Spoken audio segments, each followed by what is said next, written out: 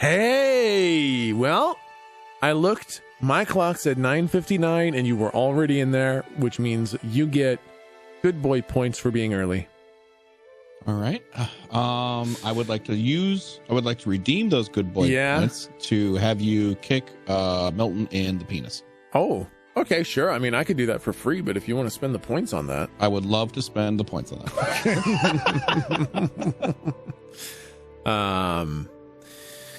Whew. Okay, so now this may or may not be important.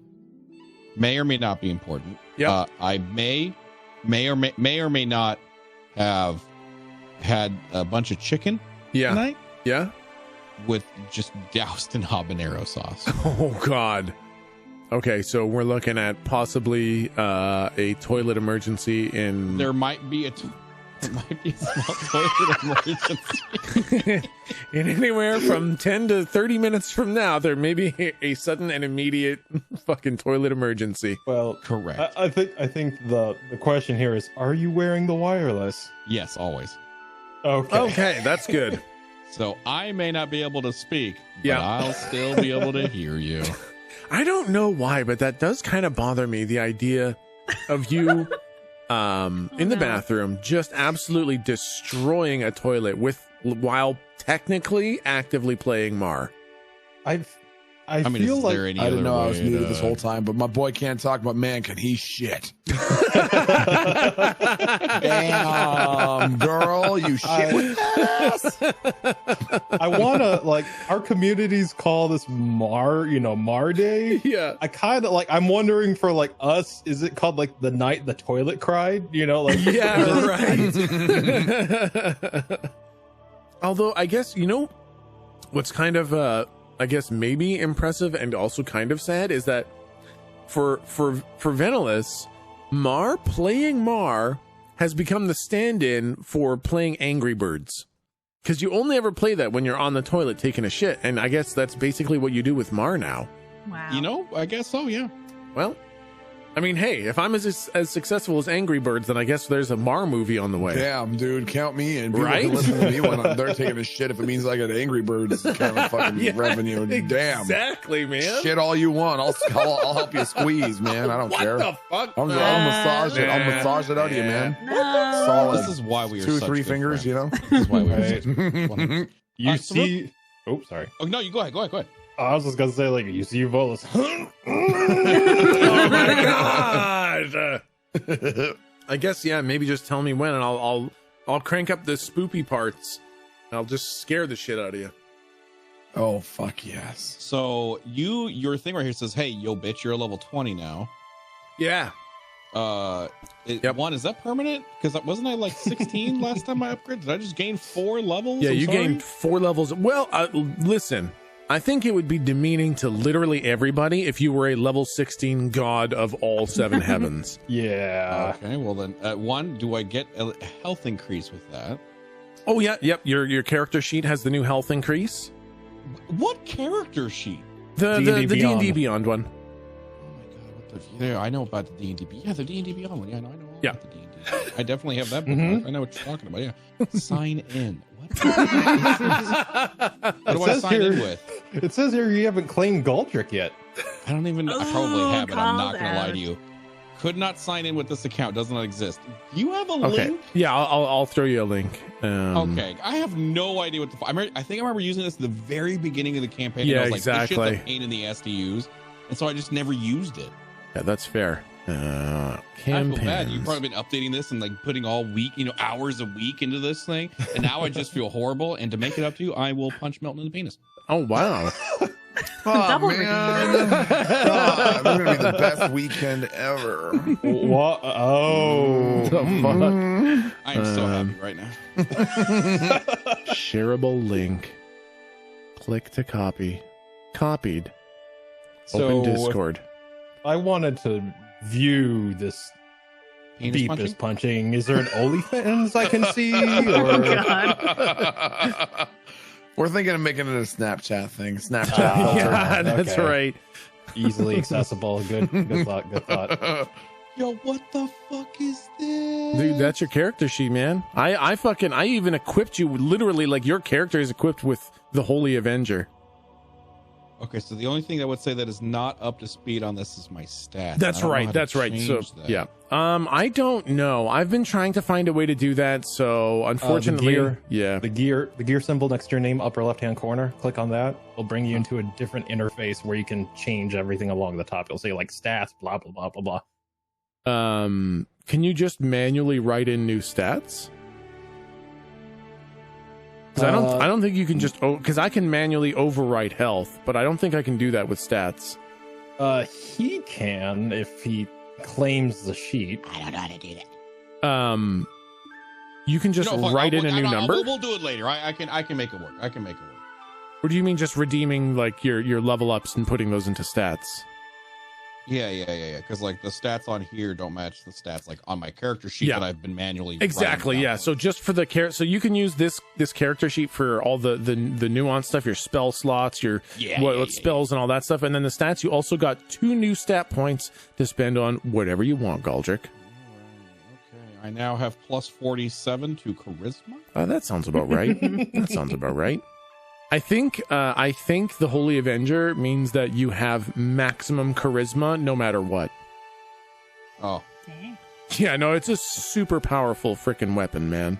Are you just you know what's happening? We're getting close to the end of this arc. There's no way he's making us this powerful. We weren't close to it. Well, I mean, we did get some serious god abilities just in the last couple episodes, you know. It's kind of ominous, really. It has been a ramping up. You are now imbued with the power of the planar key and arc over. Well, I mean, in all fairness, I don't think it makes much sense to go, okay, new arc start, and now you're as strong as fucking Sauron. Listen, last time I gave you guys the power of the planar key, you wreaked more havoc in 5 fucking minutes than you had for the entire rest of the campaign, okay? You're like, okay, forests exist in space, everyone has all their luck back, this person's alive again, and that thing doesn't exist. I'm like, oh, sweet, awesome. I guess I just get to fucking roll with that now, huh? Great, sweet, cool. All I did was give people back their fucking luck. I was good. I feel like you did something else that really fucked things up, and I'm gonna have to go back into my white ink notes for that, because I'm pretty sure you did something else that really fucked things up. That doesn't sound like me. That sounds a little bit like you, Mr. fucking liar's tongue. Oh yeah. Listen, you gave that to me. Yeah, I know. As soon as I gave it to you and we ended stream, I've got a little Mar discussion channel in my Discord, and it just blew up with like, that was a big mistake, man. you shouldn't have given that to Venalis, man. You shouldn't have given that to Venalis. Anybody else, that was a big mistake.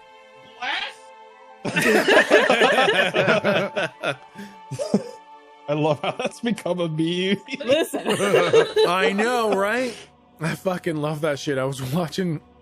I'm gonna be redeemed. I'm telling you, it's gonna be the clincher in the final night. It's so much a meme that Venalis uses it while playing Baldur's Gate. I love that. It's amazing. That's awesome. Venalis, We were playing Baldur's Gate, I cast Bless. I love that shit. You're making your character like, okay, what spells do we want to get? Oh yeah, healing word, bless. Oh man. He says he what made me crack up, he's like, I'm gonna loo it up here. yes. Okay, well that's good then. I said it with love. You did. All right, I'm just gonna pound the last of this wine, so we're about to have a real fun ride, guys. Get ready. I wrote these notes all day, didn't edit them once, didn't practice them once, didn't read over them a single time. So I guess you're going to kind of be learning the campaign as I do tonight. Do you want to know how you're already ahead of me whenever I run my D&D campaigns? I don't do notes. What the fuck? Bald. Dude, I've heard of a couple DMs that do it that way. No notes at all. I would die. Yep. I wouldn't be able to do that. The stress of it. I will occasionally write down the minor note of like what transpired for that day. Yeah. But as far as like everything else, I make everything up on the spot. So I will discount all the stuff that's already been previously written. For today alone, I wrote 1, 2, 3, 4, 5, 6, 7, 8.5 pages for today. Oh my god, dude. Ooh, That's Yeah. still pretty good. That's a lot of notes. That's how many notes I roll with. I write so much. I write like, the events for like, okay, here's the thing that happens. And then I try to predict everything you guys could possibly do. And I try to I basically have to write the entire world so that when you guys do something fucking insane, like becoming the god of the seven heavens, I'm at least come somewhat prepared for it. I will say that I was 0% prepared for fucking Galdric of the seven heavens. I have to ask this. From the time that Mar began to now, how much has that preparation expanded? Because you realize that, they're going to do some off the cuff shit that may expand your pages. So fucking much more. My old notes were like fucking 1 page, 2 pages per session, and now it's on average 12 to 15 per session. Yes. I need the whole world to tick forwards with you guys, and I need to know what's going on so that when you fucking do shit, I understand what the world is doing around you guys. Oh, fuck. You fucking Dormammu now. Fucking seriously, Dormammu, man. I've come to bargain. Gotta say it. All right. The wine is gone. It's time for us to get going. So, I will start by welcoming folks to our tabletop RPG stream called Monsters Ain't Real, where we use a modified D&D 5e rule set to enjoy some good old-fashioned RPG fun set in a high fantasy universe. To anyone new, all the old episodes are up on the YouTubes, although that doesn't mean you can't just hang out and enjoy this session. First thing is a little bit of a recap. Last time, you guys didn't do a whole lot of playing because I kind of took you guys on a walking tour of the Seven Heavens. We started with you guys having your meeting with Saloon. She gifted you an army of chosen werewolves, a bolster to health and health regeneration for you and your armies, as well as gifting the essence of the Rod of Four Moons, which is Saloon's weapon of choice, into Slump's hammer Argus. And Slump, that is why in the notes there, you basically have the stats of the Moonblade. I don't know if you saw all those things. Yep, you bet I did. Yep. Crazy shit. Just to read them off. Yeah. Basically, when you roll to attack, you roll all your normal shit plus an additional 3. Whenever you roll damage, you roll all your normal shit plus an additional 3. Yes. If your dice rolls a 19 or a 20, that's a crit, which is triple dice for you. Yay. Whenever you hit, you roll an extra 1d6 slashing damage. Whenever you hit, you roll an extra 1d6 of either acid, cold, fire, lightning, or thunder. You can choose which one. Whenever you do damage, you add both your strength and your dexterity to it because it's a finesse weapon, and that's how I'm doing finesse. And technically, this is all baked into Argus, your normal weapon, because it's been gifted the power of the Rod of Four Moons. Oh, mommy. So it's going to be hitting real fucking hard. How do I Yeah. How do I calculate when the crit damage happens? Like, when do I add in the damages relative to the crit? Like, unless I hit a 19 or a 20, so I'm doing triple dice. So that's just 3 times the roll, and then I add in like the 6 for slashing, and then I add in the 6 elemental damage after that. It's not. I don't add it before and then triple that. Technically, you would roll because your dice is like, whenever you hit, it's like 3d12 plus strength or whatever, right? Sure. So basically, you'd roll your 3d12. You'd roll your 1d6 slashing, you'd roll your 1d6 acid, then whatever that total was, you'd triple all of those. Oh. Then you would add your plus strength and plus finesse on top of that. Oh my god. Yep, so crits are triple your dice rolls. So whatever the plus strength is, that doesn't get tripled, but whenever it's a dice, that gets tripled. Interesting. Okay, I see. So yeah, you guys have some fucking beastly weapons now. You got the Rod of Four Moons, Saloon's weapon of choice, into Slump's hammer Argus. Then, at the request of Saloon, you made your way to Mount Celestia, the Seven Heavens. While there, you basically had a walking tour of the heavens while you tried to meet and reconcile with Bahamut and Torm. You found Tyr on the first level of the heavens, and he was hard at work writing laws, and it seemed that he disapproved of the way things had been running when Jared Kane was involved, and he suggested that when you find Bahamut and Torm, that they would probably be in a different condition than when you had originally talked to them. You found Bahamut on the second level of the Seven Heavens, inside his jeweled palace.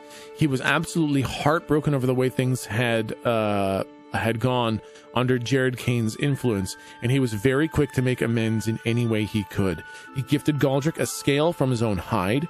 He promised all of the metallic dragonflight that would answer his call to join battle, and that he would join battle himself. And then he also took you to the top of the Seven Heavens, Cronius, where Torm was suffering judgment and penance for what he had done under Jared Kane's influence.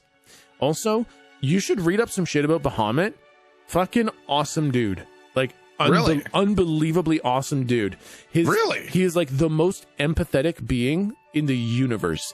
He cares and understands everyone's kind of suffering and plight so well. His entire horde is dedicated to helping anyone who needs it. And he hates battle. He is the most legendary diplomat in history on both heaven and hell's side, the most legendary diplomat.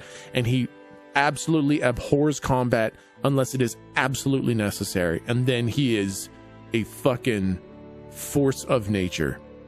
That is so fucking interesting. Yeah. So I did a lot of reading up on Bahamut before we did that one. Then when you guys got to Cronius, only Galdric and Locke were permitted into Cronius, where you found Torm, withering away under the power of the top of the Seven Heavens. And the craziest thing was that this was inside the noodle shop. But things were a little strange because there were no noodle golems there at all. The noodles were just ready for you.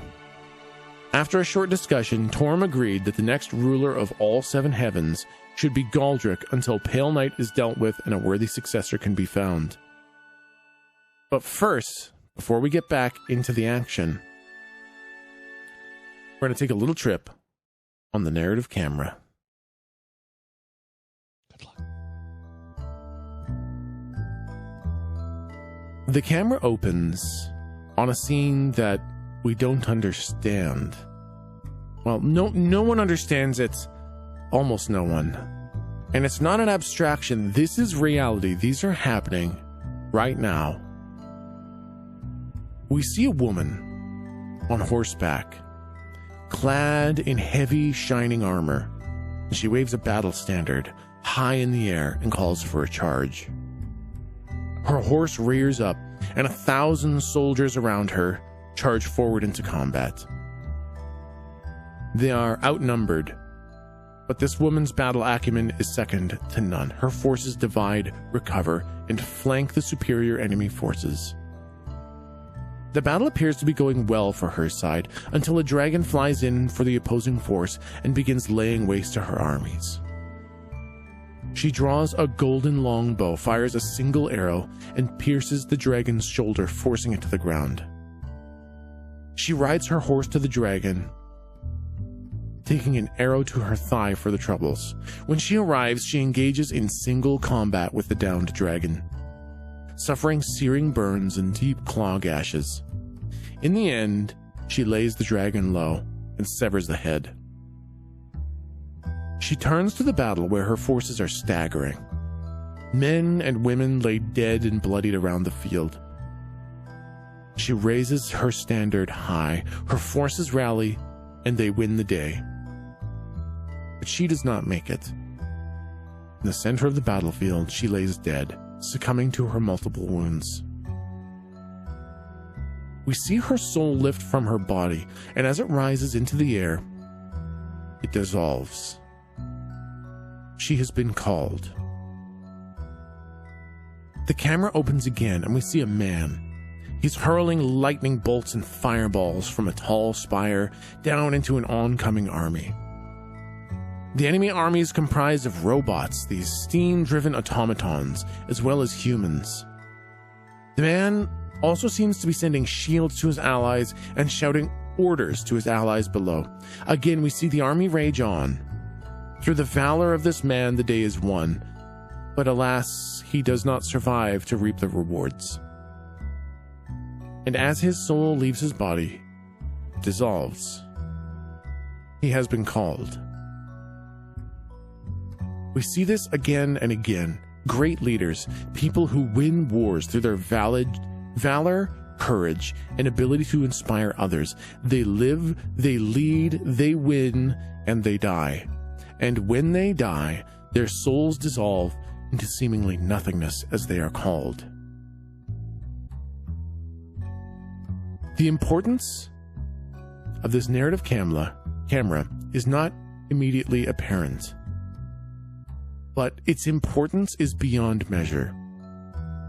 This is the key and the lock. This is the puzzle and the solution. It will be revealed in time, but if it is revealed too late, all will be lost.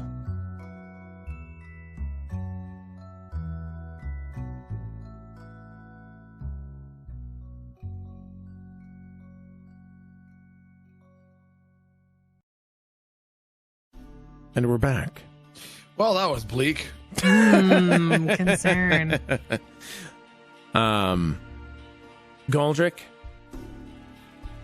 you are technically still in the noodle shop inside of Cronius, the top of the seven heavens. Torm has dissipated before your eyes, and through his essence, you can feel what his final blessing was. During the battle, everyone in your army will have advantage on their attacks, and everyone's damage and healing will be doubled. Jesus. Okay. And he's gone, and you're just in the noodle shop with Locke on your own. I would like to, in a very serious tone, look at Locke. Hey, buddy. Yes. Can we get another bowl of noodle? One more, please. It just materializes. Oh, thank God. It's been weeks. Actually, it's been a lot longer than I forgot I died. Oh my God, it's been so long since I've had these delicious noodles. You want some? You enjoying it there, buddy? Do you want some? Sure. One Why more not? for him. What kind of noodles do you want, Locke? Let's go with a big bowl of pho. Ooh, absolutely. Kind of uncharacteristic to the noodle shop. A big bowl of pho just appears. Wow. All right, in we go.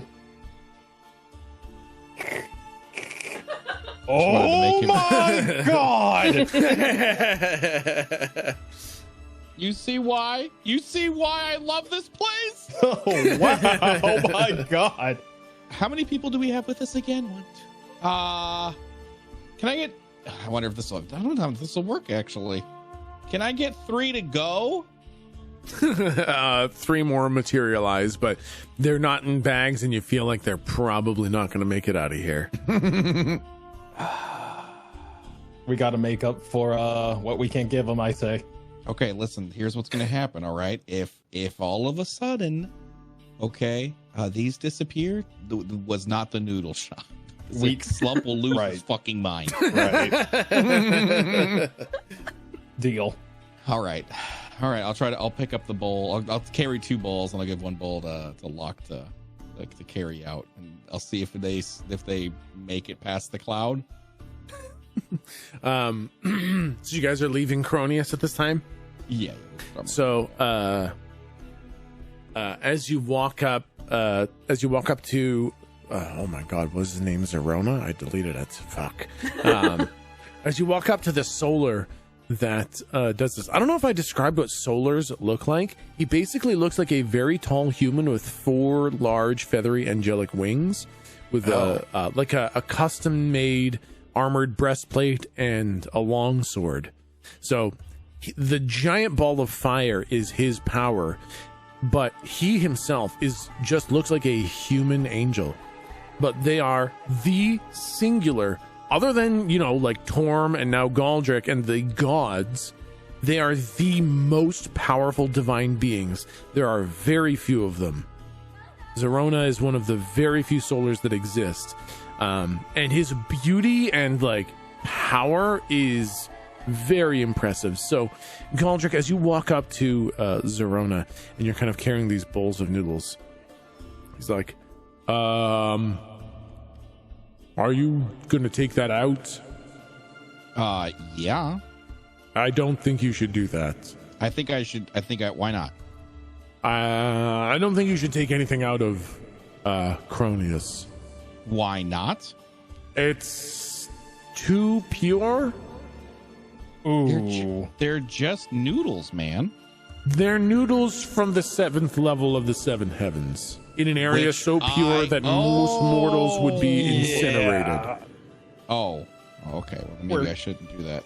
Yeah. Okay.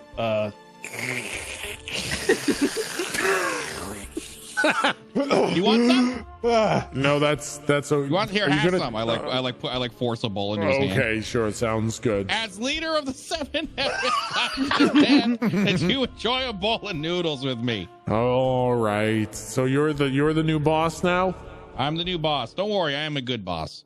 Well, you did just make me eat noodles. Yeah, you know what I'm saying? I'll do my best. Oh, all right, sounds good.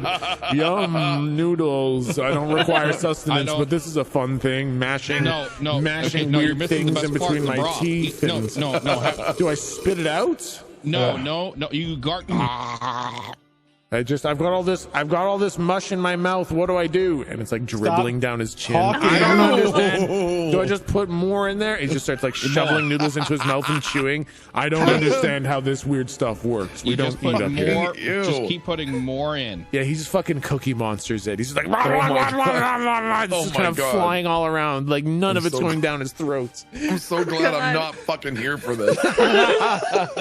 And he's got this look like both eyebrows kind of half raised. Like, is this it? Am I doing noodles? Yeah, you're doing a good job. Oh, thank you, Master Galdric. Ooh, Master Galdric. I like the sound of that. Grand Eminence Master Galdric the Most Holy. Oh, it's been a long time since anybody's called me that. Can we get a title that's about 12 pages long for him? Well, of course, that is his. If anyone wants his full honorific, it is Grand Master, His Holy Most Eminence, Grand Master of the 7 heavens, leader of Cronius and all of the 7 heavens of Mount Celestia, Lord and Master of the divine angels and the great beyond, Lord of all souls, good and worthy. Oh, wow. Yeah, I'd say that does it. Kind of short. That's okay, but it'll do. We can add some to it if you'd like. Yeah, well, you might. Drinker of noodles. Drinker of noodles.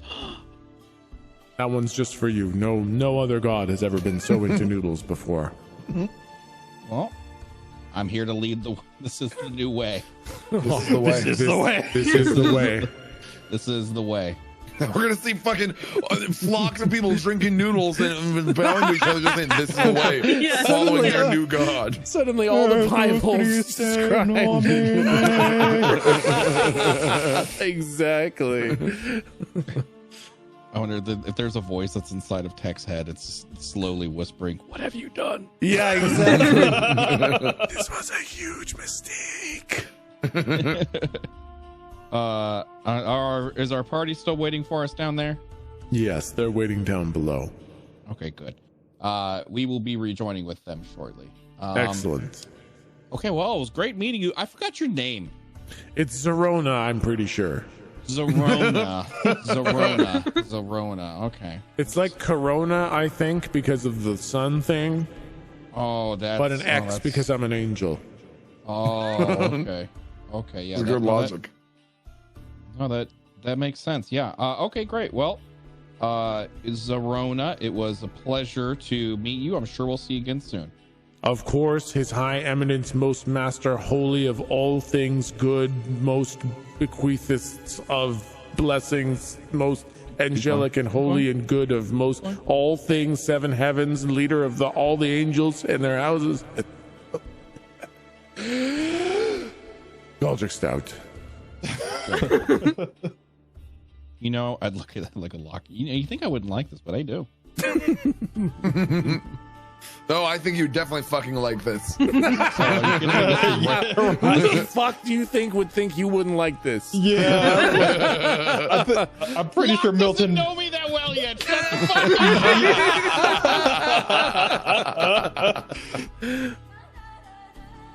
up. All right. Well, we will go down and join. Okay, yep. You join Slump and Lou and Bahamut, who's waiting there as well. Hey, what you going to do? Where were you? Oh, What do you? How'd it go? Did you What do you smell disintegrate? like? I want to say Slump like picks Galdric up like sideways, like he's got one arm and one leg in each of his hands. He just lifts him up sideways and he holds him and he's sniffing him like a hot dog. yep. You smell. Yep. You You smell smell a like- friend? You smell a friend? What is You that? smell a friend? Why do you smell like noodles? Because I had noodles. What?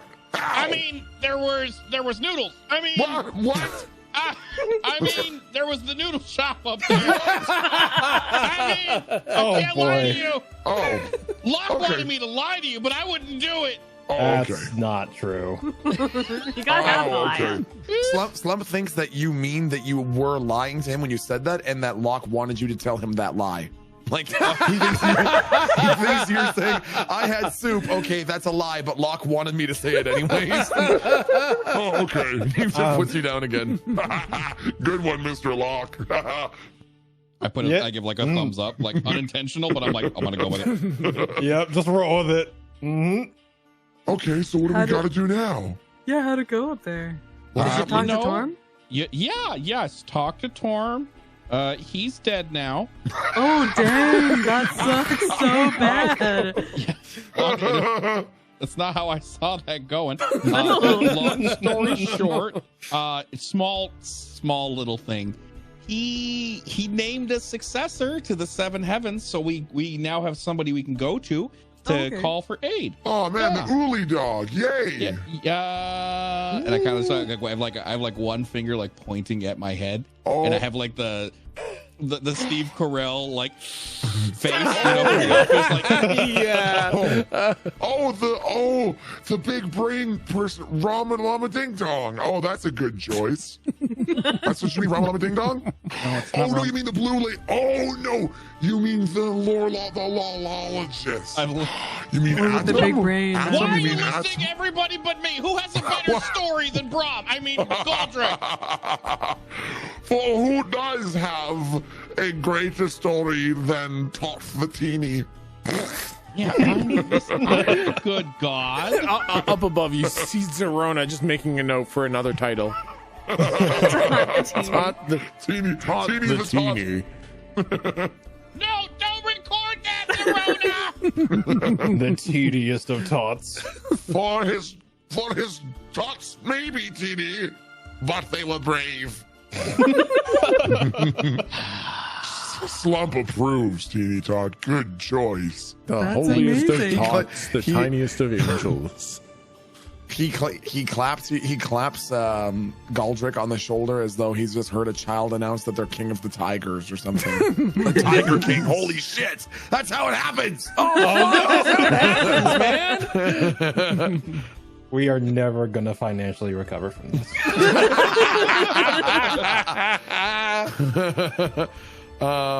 Yeah. Okay. So what was our goal after we did this? I forget sort of what our backdrop was. Like this was one branch of a multitask branch, but I can't remember what the fucking stem was. Yeah, this was get here, get the help of the Seven Heavens, and then what was after this place? I actually don't know what was after this place. Like we kind of, I think we have that in the bag. So Yeah, we talked to Saloon and got the rod. Yeah. Of the four moons. We got Galdric as fucking god of the seven heavens. Yep. So that's gone pretty well. So I forget what else. Oh, we were going to talk to Firna. We were advised to touch base with Firna. I think you guys had wanted to touch base with Firna, but I think basically the next step was to kind of just like Go? Yeah, kind of just I go. was worried you were gonna say that. And I actually think as you guys are having this discussion about like, do we just go? Are we just gonna go? Bahamut kind of speaks up and says, were you planning on attacking Pale Knight now? Not really. Why? Okay, good. Well, I feel like that would be a waste of our forces. What would you advise? Yeah, what's the next step? How do we apply these forces? Yeah. Well, that's the question, isn't it? It's how do we take these armies and be effective with it? Because as far as I know, Pale Knight can't be destroyed or defeated. We keep hearing that. Yeah, one of these things is probably best strategized through experience, wouldn't you agree? Yes, I think we need to know how to defeat or distract her, right? Haven't you been alive for fucking infinity? I have, but it's never been my duty to understand the Oberith. They've been nothing. However, there is one person who knows more than anybody else. And I think you should go see him. Please, not the lolologist. Please, not the lolologist. Please, no, not the lorologist. He's wiser than a lot of people give him credit for. But what we need is somebody who knows information they did not gather themselves. I suggest you go talk to. And his eye kind of wanders down to Lou's holy symbol, the blank scroll. To eyes are up here, Bahamut. Oh, Bahamut! No, I'm sorry. Yes, that was coincidental. I was just looking at the scroll. I wouldn't do that. Honestly, I kind of go for dragons anyways. That makes a lot of sense. Probably safety wise is part of. Anyways, but that's wow. I'm totally in with that. That was a subject we dipped a toe into. All right. But yes, yeah. I think you should talk to Ogma. If anyone knows how to devise a plan to distract an Oberith, I think the most knowledgeable being in the universe, Ogma in the House of Knowledge, would be the person to speak with. Yes, we should do that. Now that House of Knowledge, do you know how to get there? Do we need a specific library card? A library card would help, but I think kind of like the way you got here.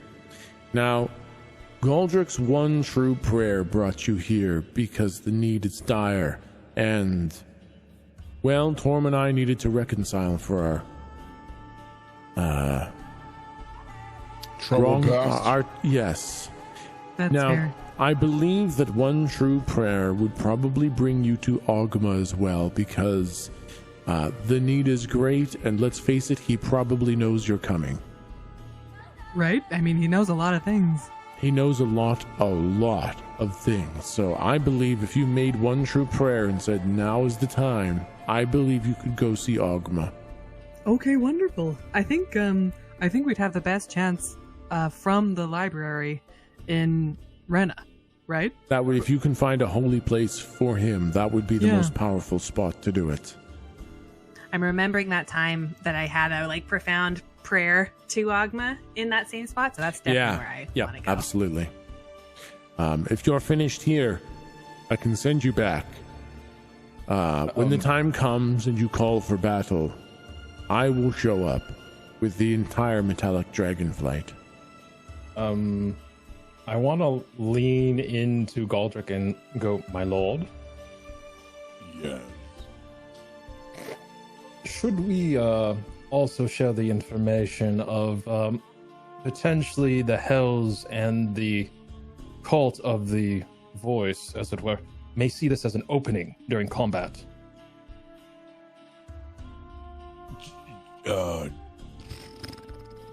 What?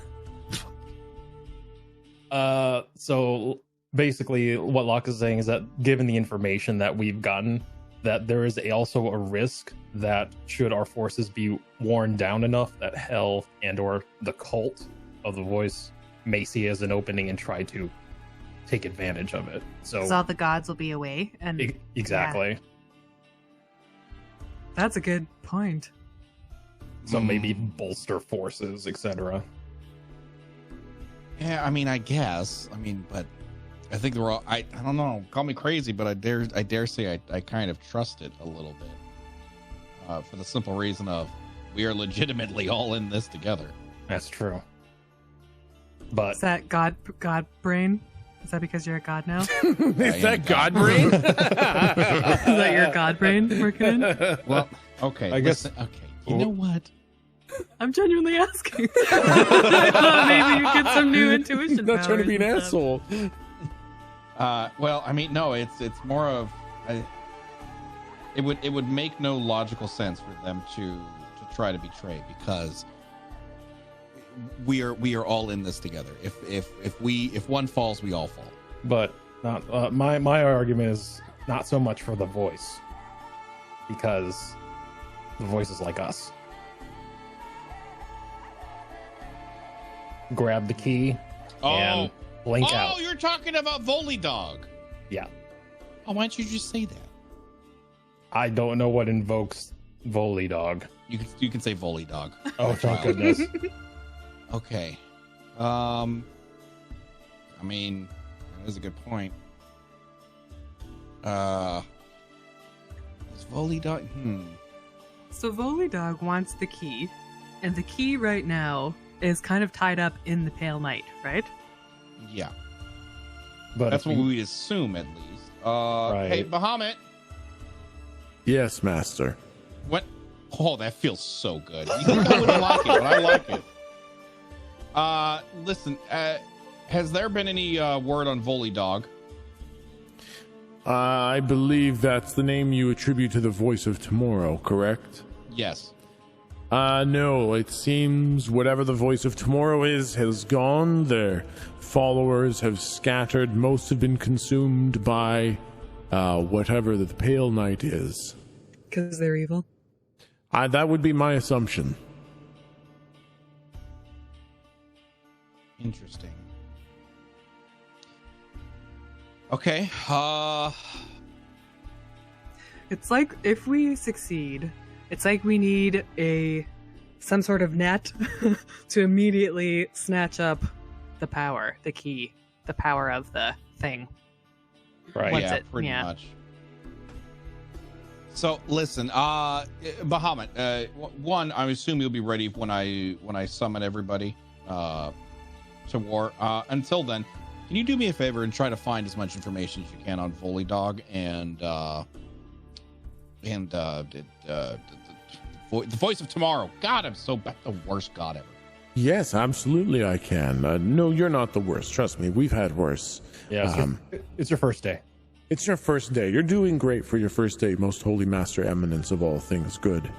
I would think if you want to know information about the voice of tomorrow, I can do what I can, but I do think, again, Ogma is probably your best bet, because the Church of All Tomorrows was literally made to oppose Ogma. Well then, Man, that's where we'll go. so rude. All right, Well, excellent. they believed that knowledge of everything would lead to foresight, and they wanted to know the future. Ogma said that wouldn't happen. I Tell know. fortunes, ridiculous. Exactly. Yeah, what kind of Exactly. sick fuck? What kind of Yeah. sick fucking pervert? Well, I mean, What kind of fucking psychopath? Oh my mean, god. hey. What kind of that's a fucking little- monster, you know? oh geez. You know? All right. What? Oh my gosh, was that it? Oh, Oh no. God. Is it Well- starting? Is that the war? No, sorry. No, It's, Pale Knight's gone now. We're good. Let's go back. We're good. I'm allergic to swearing in the upper levels of heaven. Oh, It's kind of sorry. like an Oh, allergic fuck. reaction. See, no, that's what I'm Okay, talking all right. about. Wait a minute. So how much? I have a question. How godlike am I? Am I still Galdric, or am I like bestowed with? Am I a planar key? You're not a planar key, but you are one of the most powerful planar beings. So, like, if bound to this plane of the beings that are bound to this plane, you are among the most powerful. I want to manifest a box of staplers in front of Slump. Ooh. Now that's tough, because technically, as bound by this plane, you'd be bound by its rules. So I assume you probably have the spell conjure food. And That's really good. can you have the food look like whatever you want? I think in this case. Okay. Hear me out. Yep. I want to roll for it. Okay. If I beat it, I make a box of makeshift staplers. If I fail it, I make a box of sticks. Either way, I'm going to tell Slump, here's a bag of treats. Okay. I'm game for that. I'll tell you what.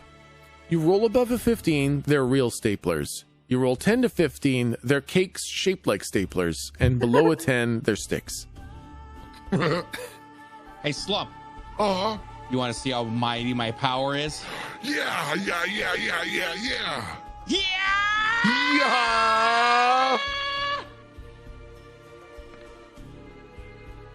Well, It sticks. You know the video where the dog like takes the treat out of the person's hand and then the person opens their other hand and there's like 100 treats and the dog looks really disappointed? Yeah. That's Slump. Slump is just staring down at the box full of sticks and then looks at Galdric again and then looks down at the box of the sticks and sort of holds his hands to the side like, what the fuck? That's the best you can fucking do? Well, no, it's my first day. I'm still getting used to it. I thought you liked sticks. Slump stares at it for like 30 seconds in total silence and then very, very energetically shrugs his shoulders and shoves the whole fucking thing in his mouth. Yeah, absolutely. No problem. Still crunchy. Okay, well. So what next? Now we're gonna go talk to the knowledge person, right? Yeah. Yep. First, we gotta go to Rena so that I can get a real good prey on. Okay. And then up to a different heaven. Okay. Deal. All right. Is it just zipping right from here, or do we have to go back down through the Oh front no, again? I can just teleport you from here. Technically, Lord High Master, His Most Holy Eminence, Lord of all things good and true, Galdric Stout could do it, but I don't know if he's learned that one yet. No, I can do it. Yeah, you haven't done I it? want to actually try to do it. Yeah, man, roll for it. I don't know, Master Galdric. I'm not sure if you really.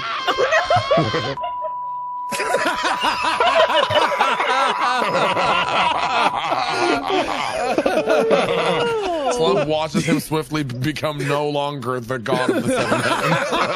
Galdric is the box of sticks. So with a natural 1, I think Galdric, you try really hard, and I don't know how else to put this, Galdric. Okay. I think you shit your pants. Oh. Really backfired. Oh, God.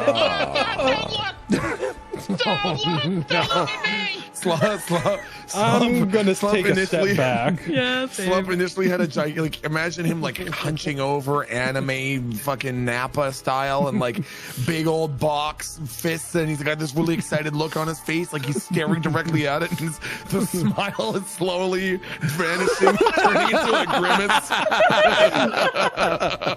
But I think Slump is like slowly turning to the side, so he's no longer looking directly at Galdric. Oh, okay. This may be. Muhammad, I order you never to speak of this day. I will never speak of this day, but I will say that maybe this is the worst first day a god has ever had. Oh boy, you're really. Yeah, I think that would clock on a radar gun.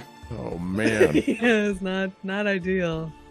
Oh God, it's okay. I can do it again.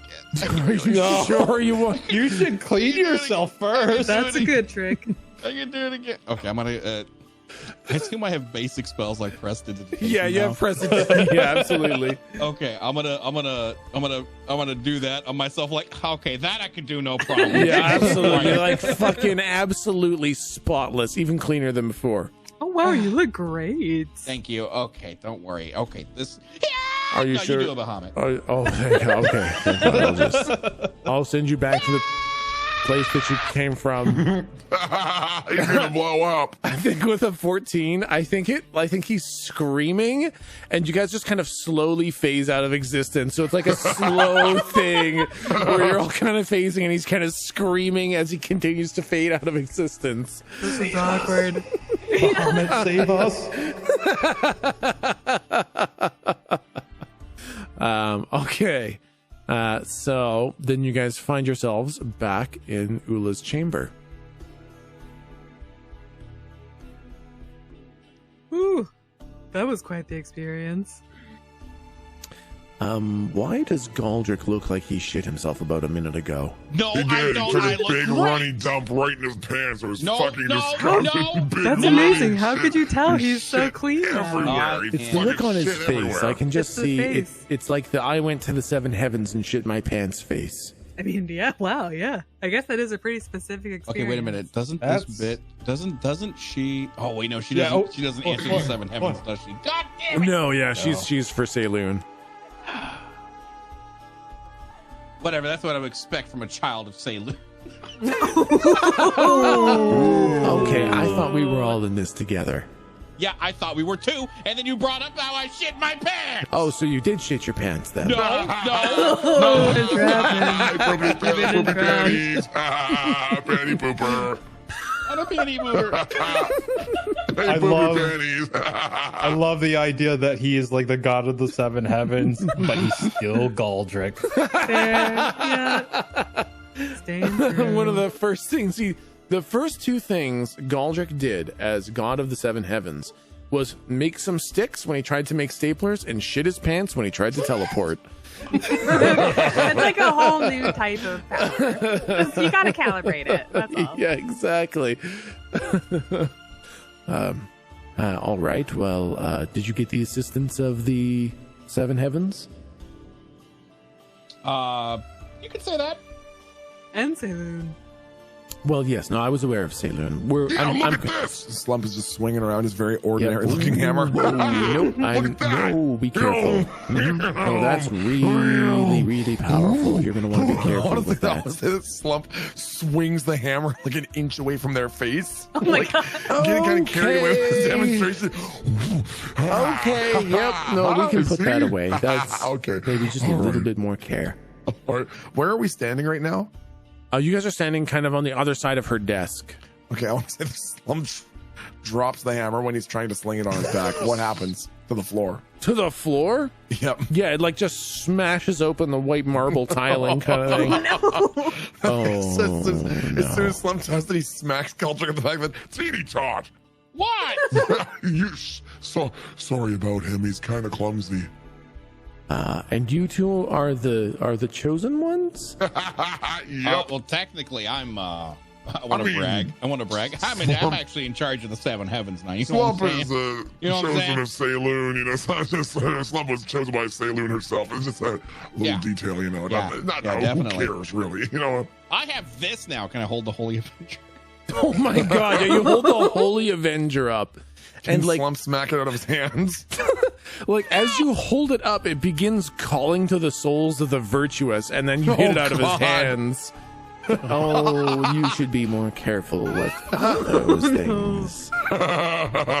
These are like the most sacred holy relics in all of existence.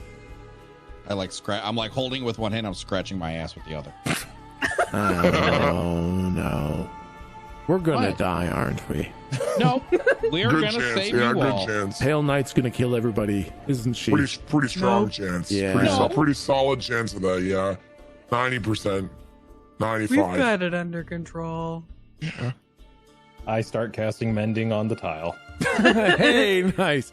Oh, thank you. I appreciate that. Of course. So what are you guys up to now? Are we moving against Pale Knight?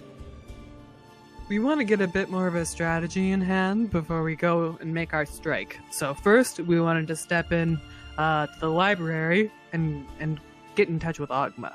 Oh, that makes sense. Well, Okay. when you have need, simply call and we will answer. The entire might of Rena and all of Hayland will answer the call. Do we just call like aloud and you'll hear? Yeah, that seems to be probably the most efficient way of doing this. That's so nice. Although, are you listening to us all the time then? No, just for when you say the activation words, which How does are... that work? Wait, what's the activation word? Kind of sounds like you're making it up when you Are you pause making for that that up? long. Are you making No, I'm this up? saying what are the activation words? Oh, you're asking. Oh, us. you're I see. asking. Yes. That's a tough question. What do you think, Pee guys? pee poo poo. No, okay. I All don't think right. that's it. Please don't let us ride into battle against Pale Knight on the words of pee pee poo poo. Locke, please. Locke, we can even up the fight, Locke. What do you think, Locke? What's a dramatic and powerful sort of battle cry? No pressure. Forward the alliance of Kirby. Done. Oh, that's nice. I'm okay. so glad I was able to help with that.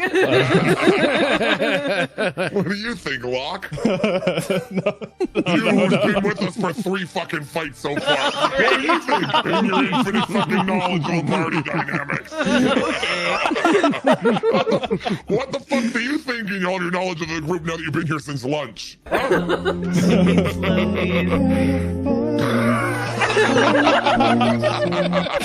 Oh, what? You think you're so much better than Slump just because you have a double-digit IQ, huh? Wow, we're all impressed. Yeah, my IQ's at least 14. Yeah, well, Slump's a strong 12. You're so much better than it. Yay! What do you think, Mr. What do you think, many. Mr. Locke? What is your idea for activation words? You know words, lots of words, the best words. I think Okay, Galdric's the one that has to yell it aloud, especially No, if he's I the like god it. of the I sun like that. heavens. I like that. I'd look at Locke. I look over at, I don't remember the stupid bitch's name. I'm like, Her name is Luvia. okay. So I look over at her. Hey, Look I can over see that. whoever Look, you my just name said. is Luvia. You can say it. You Sorry. can say it. No, I just keep forgetting it. Okay, Yes, so that's okay. I would okay. appreciate you saying it one time, though, so that I know that you know what it is. I know what it is. I just told you. So, anyways, My name I like one time. No, so one anyways, time. listen, I like that. We're gonna sound like a dying giraffe, is what we're gonna do. Because when you said, "What do you think we should do?" Locke goes, That's what we're gonna do. But So exactly when we at need that you, we're gonna go. resonance. You're going to make. You're gonna, I Wow, miss that's- you and I love you. I miss you. I mean, I won't be able to misinterpret that for anything else. So I got it. Yes, I got it. Thank you very Okay. much. I think the library's going to close soon. Better get Everyone going. else Better is get still reading going. books Pitter and patter. stuff, though. Pitter But it patter. looks like Better all the get other going people there. are still. Oh, Okay. they're closing pretty soon. You better get going. Oh, okay. Okay, Oh, well, that's- shucks. Oh, all right. Thank you for your Shucks. help. Sorry about everything. Yeah, me too. Bye. Slump's not. Fuck you. Just kidding. All right. See you later. I'm so sorry. No, that's Thank you for okay. fixing the floor, Locke. I'm was used really to it cool. by now. Okay.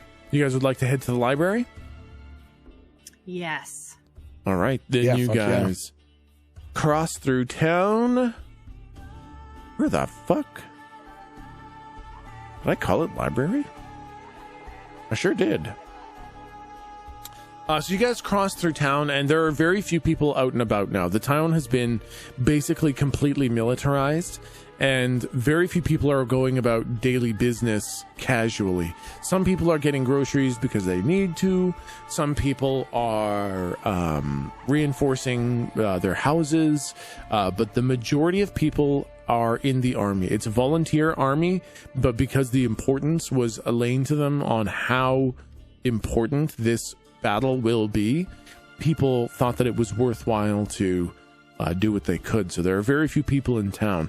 As you get across, there are a number of people inside the library. So as you walk up the kind of polished stone steps with the large blank scrolls on either side, you go into the library.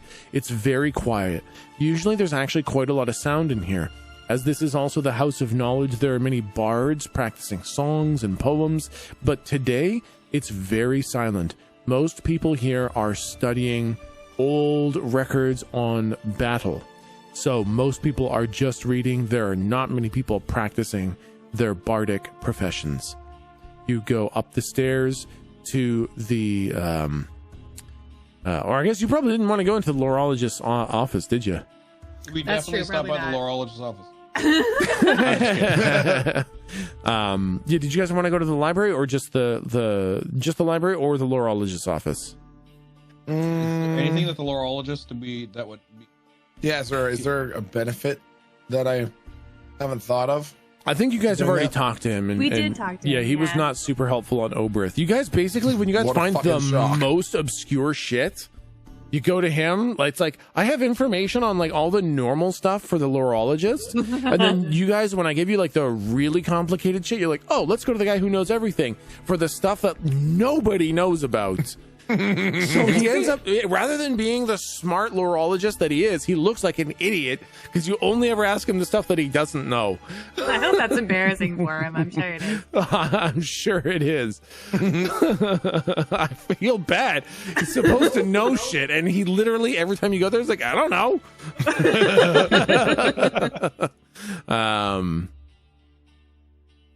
Okay, so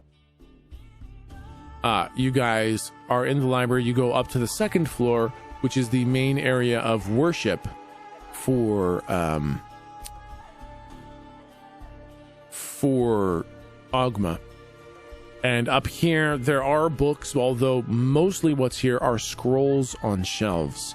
You do see the latest painting from the artist Galdric, but Galdric is not present here. There are very few followers of Ogma up here actively practicing. It seems like most of them have joined the battle themselves.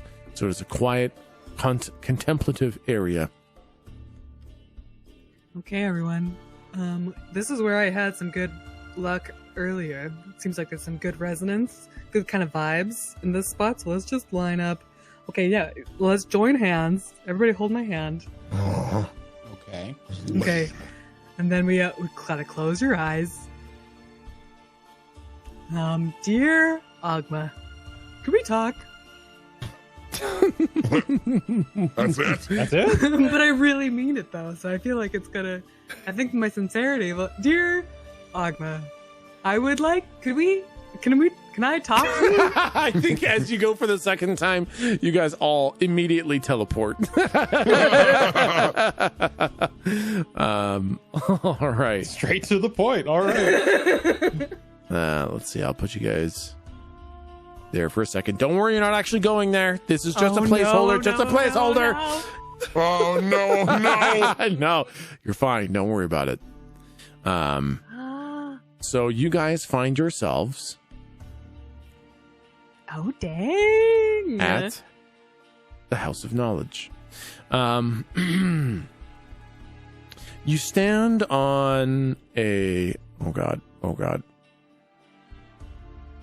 You stand on a smooth cobblestone courtyard in front of an impressive manor. It's not a grand castle or an infinite pyramid or anything like that. It's just a moderately impressive manor with fine hardwood trim, solid gray stone walls, steel and silver filigree, and marble and sandstone pillars at the front door. And when you guys look around, why don't you all roll perception? So roll plus wisdom. Now with the new sheets, that's the number over 10. Yeah, exactly.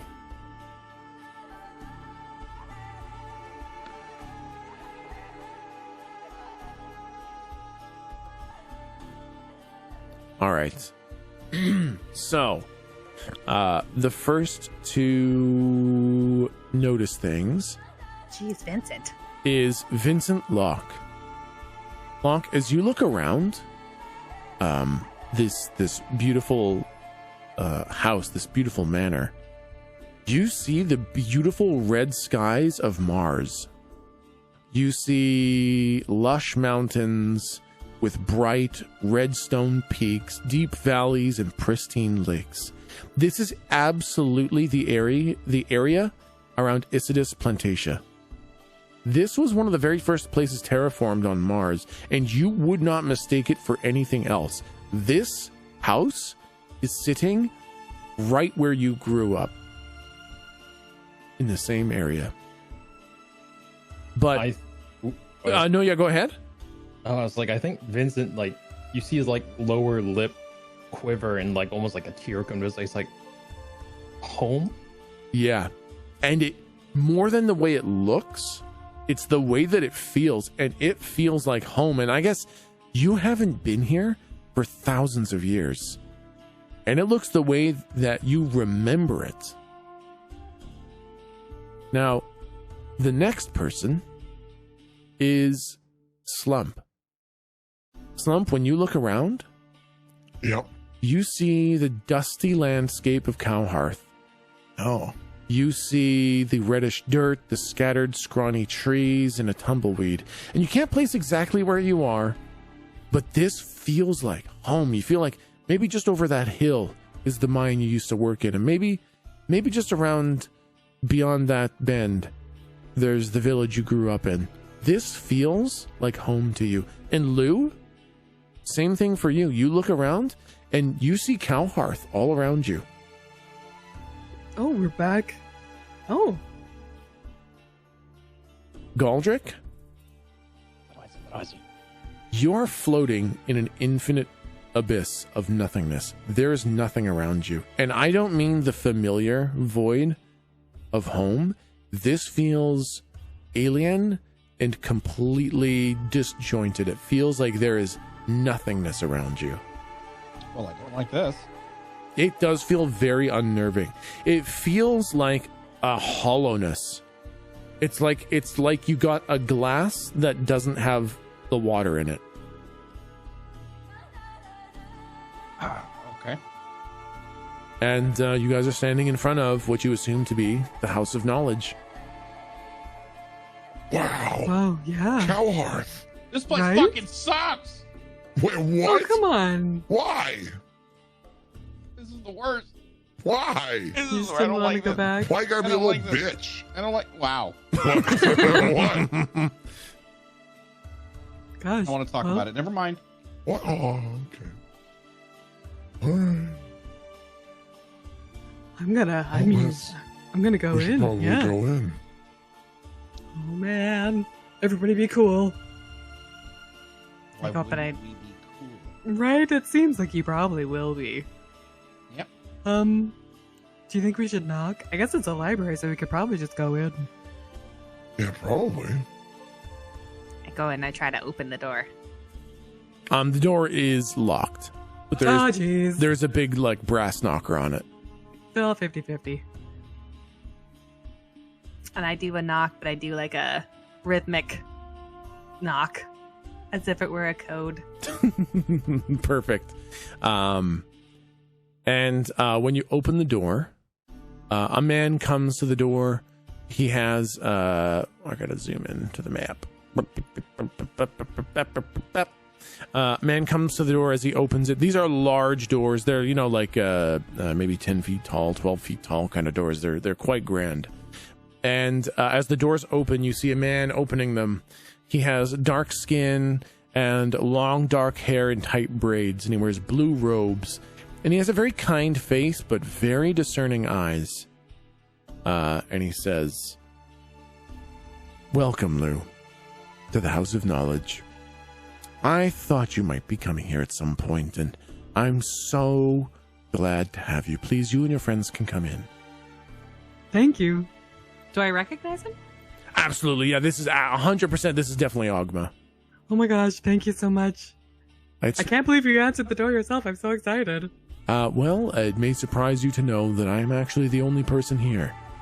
Oh, really? Is that by design or is that unusual? No, I like it to be this way. I prefer silence in my library. I prefer to peruse the knowledge on my own, and I find other people can misplace the books. Oh, yeah. You don't want that. And as you guys enter,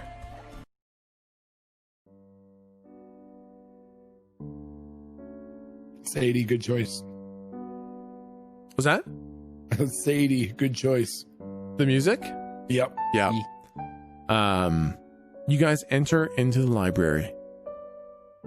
And in here, it is breaking the rules. It's much bigger inside than you saw on the outside. It's hundreds of stories tall. And there are spiral staircases leading all over the place.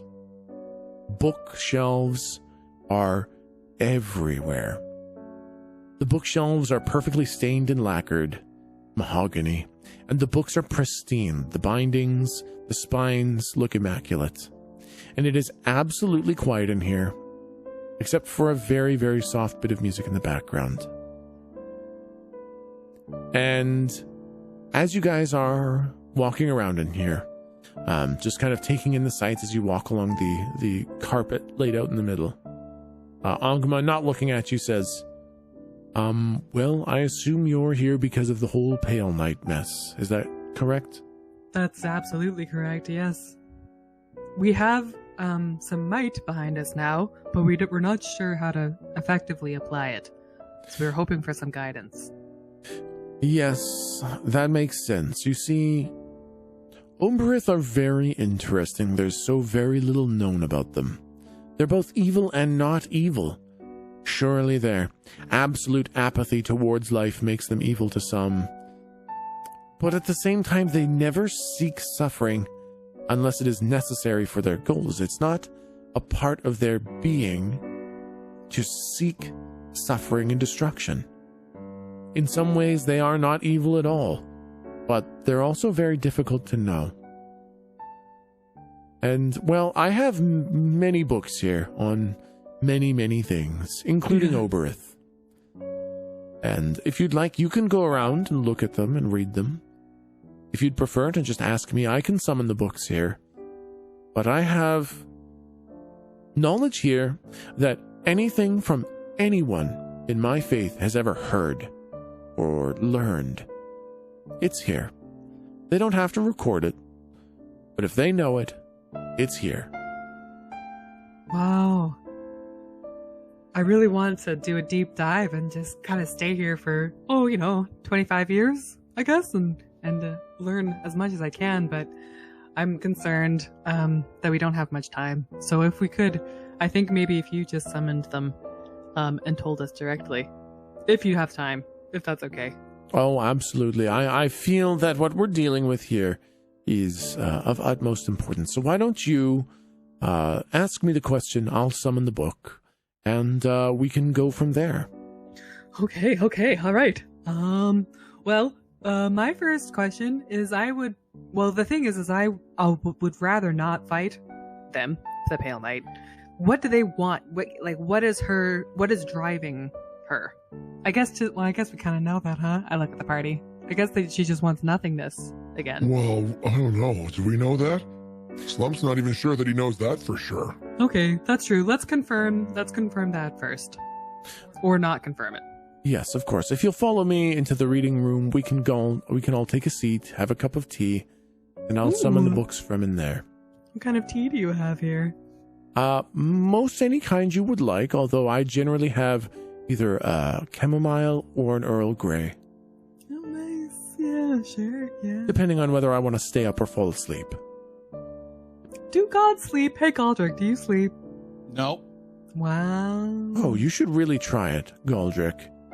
No, I'm fine. My eye twitches. Galdric Stout of the Seven Heavens. And when he says that, Galdric, you feel something, and it's hard to describe. But it's almost like if you were a marionette, someone just grabbed one of your strings. Huh. Okay. Here we are. Now, you want to know what the Pale Knight's goal is? Yes. Now, do you mean in general or in this specific case? ideally this specific case, but the general will also help in case anything shifts during the battle. Yes, I assume we're not going to have much on this specific case. Let me think for a moment. And he closes his eyes. No, nothing concrete on what's happening now, but Sure. we can go on what the Oberth generally seek. And he holds an arm out, and a book goes flying into his hand. Now let's see here. Yes, the Oberth are made of the void that existed before existence, and that was like a comfy home to them. They seek returning to that, but not with fury and not with urgency. They simply seek it, and time is of no object to them, so when it presents itself, they move forward on it. So it seems that something presented itself, and Pale Knight is acting on that to move forwards with a return to nothingness. Right. Any idea what that could be? What would cause that shift? What would catalyze a change like that in order for them to decide, no, now it's time to start the push back towards nothing? Yes, now that's the interesting part, and I've been trying to puzzle this out for a little while because you all have popped into existence without really any rhyme or reason, and I can't understand quite how that is. When you came here, there was another thing that came, something terrifyingly strong. Oh. A power we had only seen once before. Many, many, many thousands of years ago, there was a man named Zelleran, and he wielded a power that was, it was too powerful to control. So he split himself into 5 pieces. He thought it was only 4. Now, another power has shown up on the same magnitude as him, and I believe that new power has interested the Pale Knight, stirred her into action. Huh. What a jerk. He ruins all the things. What Volleydog. was the conclusion that you came down to? The Pale Knight showed up because Volleydog showed up? Oh. Dick. Right? Dick. Yep. Wow. Well, Oh, wow. okay. Well, if we were then to remove the reason for Pale Knight being here, would Pale Knight then abandon its plan? I think that person has already gone. I think if that had happened early on, perhaps. But I believe by reforming Zelleran, you gave the Pale Knight a second option for claiming that power. Oh, boy. Sorry about that. Yeah. Yikes. Yikes. Well, Oopsie-doopsie. here's the thing. That actually shouldn't have been a major problem. Is Zelleran should have been able to fight her off. You see, with his full power, he should have had the strength to fight her off, and he didn't. That's interesting. Could it be that he doesn't have his full power? No, I can tell he had his full power, because I can tell that Pale Knight has it now. It is the full power, and then some with Pale Knight. Oh. Why was... Oh, what do you think? Yeah. Oh no. What are your thoughts? I think What? Mr. Vincent Locke knows it, and when he says your full name, it feels like somebody grabbed onto one of your marionette strings. Oh. You okay? I don't like that. I'm sorry, what? That moment when you addressed me felt like something was pulling at me.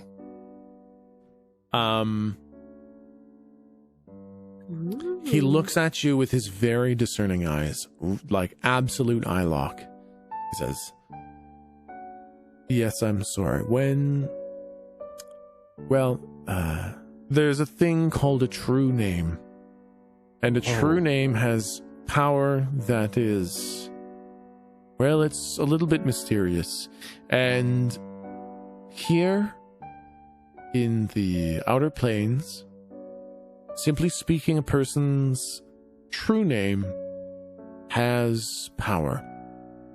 Now, back on the prime material plane, you have to understand that power before it does anything, but I am sorry, it can be a little bit disconcerting when somebody speaks your true name and you feel that tug. That's okay. It was just a little overwhelming. Don't fucking say Slump's name.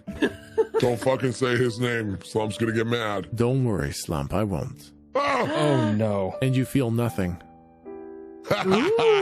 Wait. Cool. Okay. I look at Slump. I'm like, you know, Slump's not your real name, right? What do you mean? Never mind. Oh, Slump understands. Slump's name is Teeny Tot. Get it? And this is Slump. Slump smacks Galdric on the back of the head like really hard. Nice to meet you. I think what's happening is that Pale Knight and Volley Dog are the same. They're one. Which is why anytime it was asked, where's Volley Dog? No one knows. It's why the following is scattered. Interesting. Would I be correct in saying that?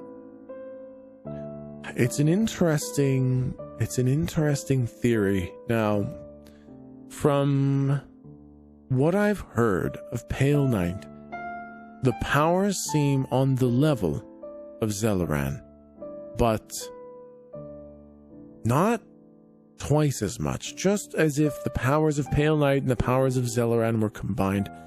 The power that called itself the Voice of Tomorrow has seemingly left, which is interesting because it came from nothing as well. If you would be so kind as to tell me where you came from so that I might understand where it might have left to. I think that might be key. Well, just kind of side talk. Well, just kind of side talk here. Wouldn't he know? Because Lou is a follower of him. Yeah. Oh, I don't have to actually spell it out. It's just in my thoughts. He knows.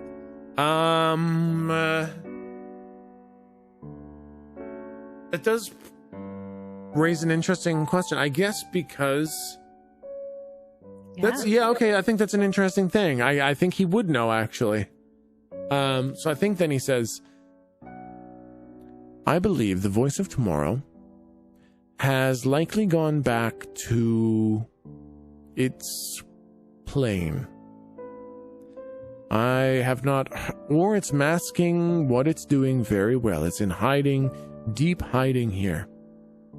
I don't think the reason Zelleran couldn't fight Pale Knight was a matter of power. I think it was a matter of willingness. And I think... Oh. Yes. It wants us to fight, and then it'll come back? No. I think Mr. Locke understands now.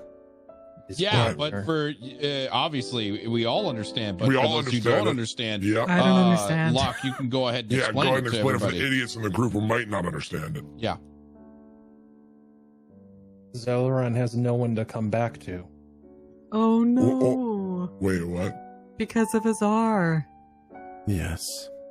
Oh, yeah. God, that sucks. Whoops. There's no body to revive. There's no soul to bring back. I God. believe when Zelleran witnessed the complete and utter destruction of Azar's soul, he was in that moment defeated and has no will to fight Pale Knight. He That's a would be tough able one. to. He would. He has the strength. But he won't. Dickhead! Well, grief. Grief's a powerful weapon. It's not all up to him, though. Oh. What the fuck about the rest of us? I think if he were to try very, very, very hard, he would fail. He would need to try with every fiber of his being, without a shred of doubt, to overcome Pale Knight. And I don't think he has that anymore. Oh. But is there a way, do you have like a 7 Stages of Grief book that we could help him kind of not get over, but get above and past? You know, beyond this feeling? Well, Look back at Azar with love and fond memories, but not, want to follow him? that's one idea. And I do think that that's going to be part of what it takes. You're going to need to appeal to Zelloran's heart. You're going to need to motivate him to fight. But I don't think you can motivate him to 100%. You're going to need to weaken the Pale Knight so that he can fight back. And for that, Lou? Yes. I gift you the one weapon that you can use to fight the Pale Knight. What would be... Is it a big flashlight?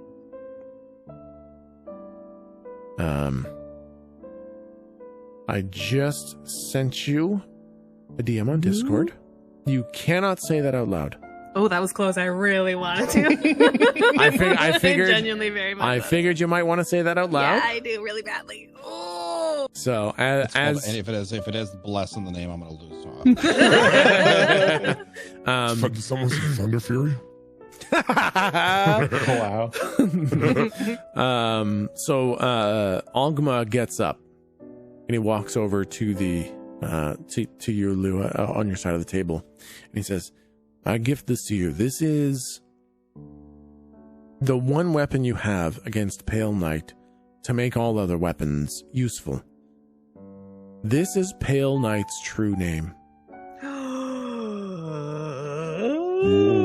With this, you can affect Pale Knight. Say it once, and only once, and only when it's going to mean something. Wow. How will I know when it's going to mean something? That's hard to tell. I can't tell you. I would say probably when you are in confrontation with Pale Knight, when you know you're ready to make an appeal to Zelloran's soul, when you feel like all the cards are lined up and you think this is the moment to make your move, that is the time to use Pale Knight's name. Know the power that a true name has. Understand that it will manipulate reality and Pale Knight's being in such a way that you will then be able to do something. Pale Knight's name will be the key. I call it a weapon, but it's more like a key. Wow. Gosh, the funny thing about heaven is you learn so much. Like, you can sweat in heaven. I didn't know you could sweat. I mean, it's like, we don't really have a body here. Wow. Okay. No pressure. You definitely have bodies here. These are definitely your physical bodies up in heaven. I don't sweat, but you guys are just visitors right now. That makes sense, because I also have a stomach ache, so yeah. Yes, that makes sense. Okay. Wow. I'm gonna need some Earl Grey. Of course. Chamomile, I think, Of course. for me. And he kind of waves his hand on the table, and tea appears in front of you. Man, this place is very good. Thank you. Well, I do a lot of reading, so I don't have time to go and make my tea. Sometimes I go and brew it if I have to think about something, but I think we've got more to talk about right now than just brewing tea. So, you have Pale Knight's true name. You know you're going to need to appeal to Zelloran. Do you have any other questions? Yeah, Slump has one. Yes, of course. Imagine a person was maybe a good person with noble intentions originally, and then turned into a big old dick. Now imagine that this person was then suddenly stripped of all of the responsibility and obligation that comprised the entirety of their identity. And then imagine that they came across the Pale Knight who gave them a title and a captainhood and one of the most powerful weapons in the realm. How could one convince a person like that to lose their composure? You're talking about Jared Kane, aren't you? What? What? I believe, yes. Definitely. Now, this is something that I hate to inform you that I think at some point it's going to come to blows with Jared for you. I don't think there's a way around that. You're going to need to fight him. And this is something that gives me the most concern. Appealing to Zelleran's heart, I believe in you. I know you can do that. Jared is something dark and twisted. While I say that the Oberith are not evil, they don't harbor malice, they do not do things for the express purpose of destruction and pain, Jared has become twisted into something truly evil, where he desires power and pain and suffering. And if you wish to save him, you're going to need to beat it out of him. He has been blessed by Pale Night in ways that defy our reality. The only reason I understand them is because I know what Lou knows. Jared has been filled with souls.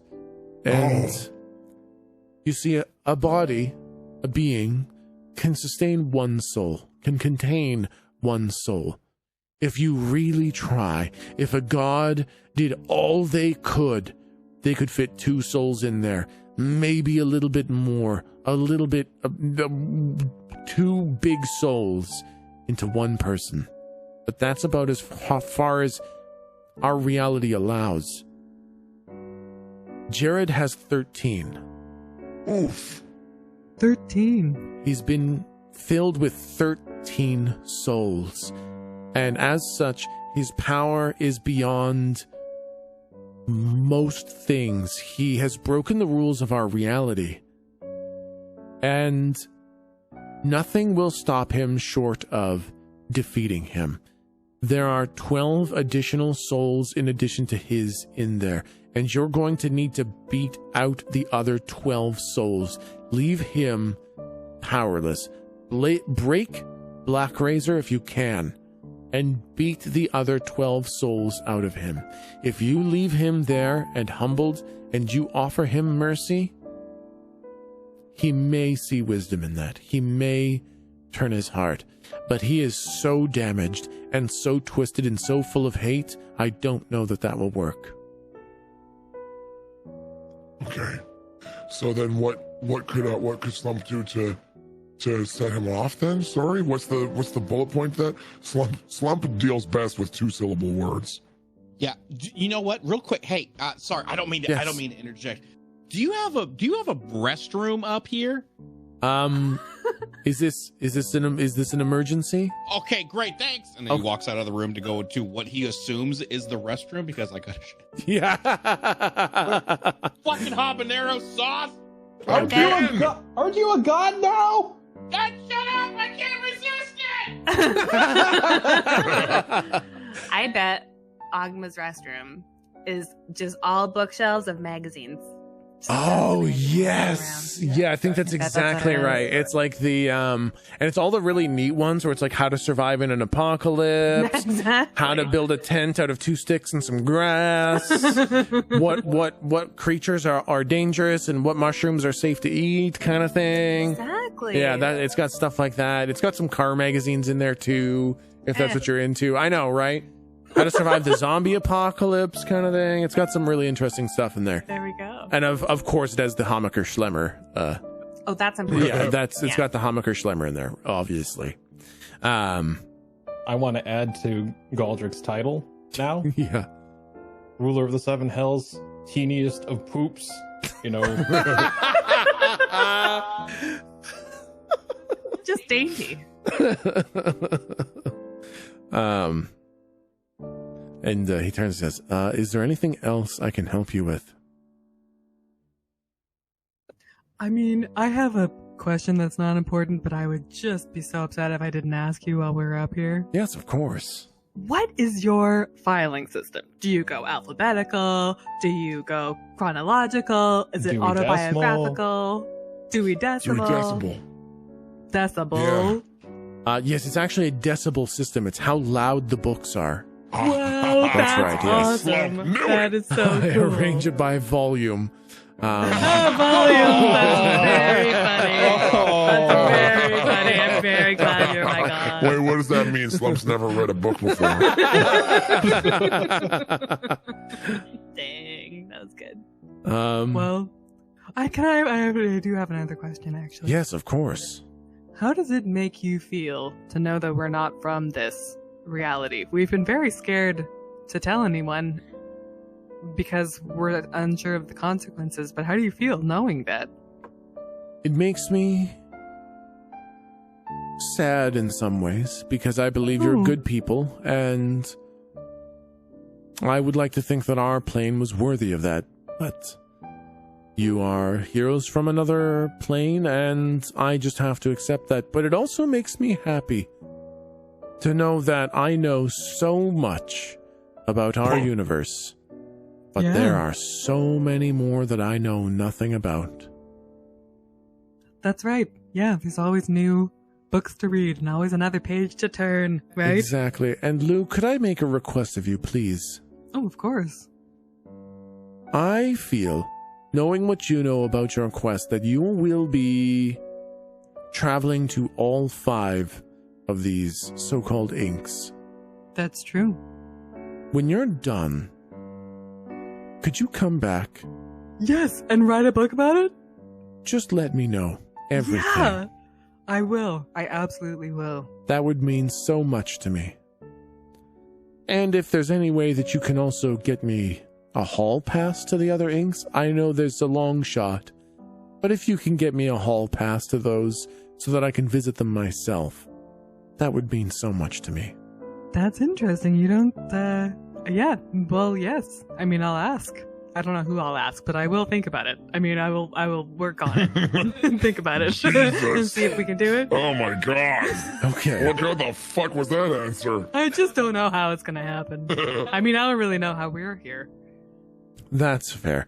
The least that I ask, and I use least very generously here, if you could just come back when you're done and let me know what you've seen. I want to do that. Thank you so much, Lou. Is there And anything everyone else? Well, And everybody else too. I mean, everyone if- else in the party too. Thanks everybody. You're welcome. I mean, if You're you welcome everybody for all the help from everyone, not wanna just Lou exclusively. change faiths to my faith so I can learn what you know, that would be wonderful. Yeah, fuck Saloon. What do you have going on? Oh boy. I wouldn't say that so close to the Fuck- hammer. Fuck Saloon. What do you have on the go? No, Slump Wouldn't didn't say mean that so close to the Slump is- hammer. He is Fall on going your to foot. swing that, and it's going to disintegrate the moment it touches anything. Slump is very happy with his current provider. Thank you, though. Okay, no, we do have other questions. Yes, please, anything. So we're going to use the name when we see that there's an opening, but we do need to kind of beat her up a little bit first. We encountered her once before, and the Iron Maidens were able to lay some hurt on her just by punching. Is that just, should we just use our regular attacks? Is she, vulnerable to anything? I believe the reason that the Iron Maidens were able to do damage was because Zelleran's body was still part of the mix. What she's become now, well, it can't really be damaged by any means that you have. And I don't think that the name is going to change that. I believe that, well, just a sec. And he holds out a hand, and another book kind of comes flying into it, and he opens it up. Yes, you see, the Oberith, they're beings of non-existence and void, right? What they touch, they unmake. They are essences of unreality. Reality doesn't even accept them, technically. They sheathe themselves so that they are given influence over the world, but they do not exist. I think if you want to, this is tricky because this is the only thing I can think of. It's not in the book. It's based on what I'm reading, and I'm kind of extrapolating here. If you want to do something to Pale Knight, you need to counteract her non-existence with existence, with creation. And I don't mean changing. I don't mean turning something into something else. That's just rearranging. I mean taking nothing and making it something. Oh my god. That's... I know just the thing. Oh, really? Do you? Yep. Wish that she has a heart. I don't. Use our last wish. I don't. From the Luck Dragon. Oh no. Use it. The Luck Dragon. Use it. Someone was to get reading so him that, I cast light on the hammer. Make it, you know. Was do it so that remember. Did somebody read him a nighttime book and then forget to tell him that was not real? No, she has a heart. Remember? Do you guys remember? Wish that she has a heart. You guys remember? need to tell. You guys need to tell him when it's not a real thing. Remember, we just wish that she has a heart. Remember? I thought you, Lou. I thought you told him. I'm sorry. It's just that it's so nice to just kind of live in that world of, oh, jeez. Well, Slump, that was it was just a story. What the fuck does that mean? A nice. The fuck are you talking about? The fuck it's does like that a mean? thing, just a story. But it wasn't really a thing. Just a story. That's a good point. You're right, though, because what is reality with not what's in our brains? Yeah. So, you know what? I'm a Slump on this one. Slump is an epistemological solipsist and doesn't believe in the existence of anything other than his own directly accessible mental contents. Oh, okay. Well, Slump, is your nose bleeding? A little bit.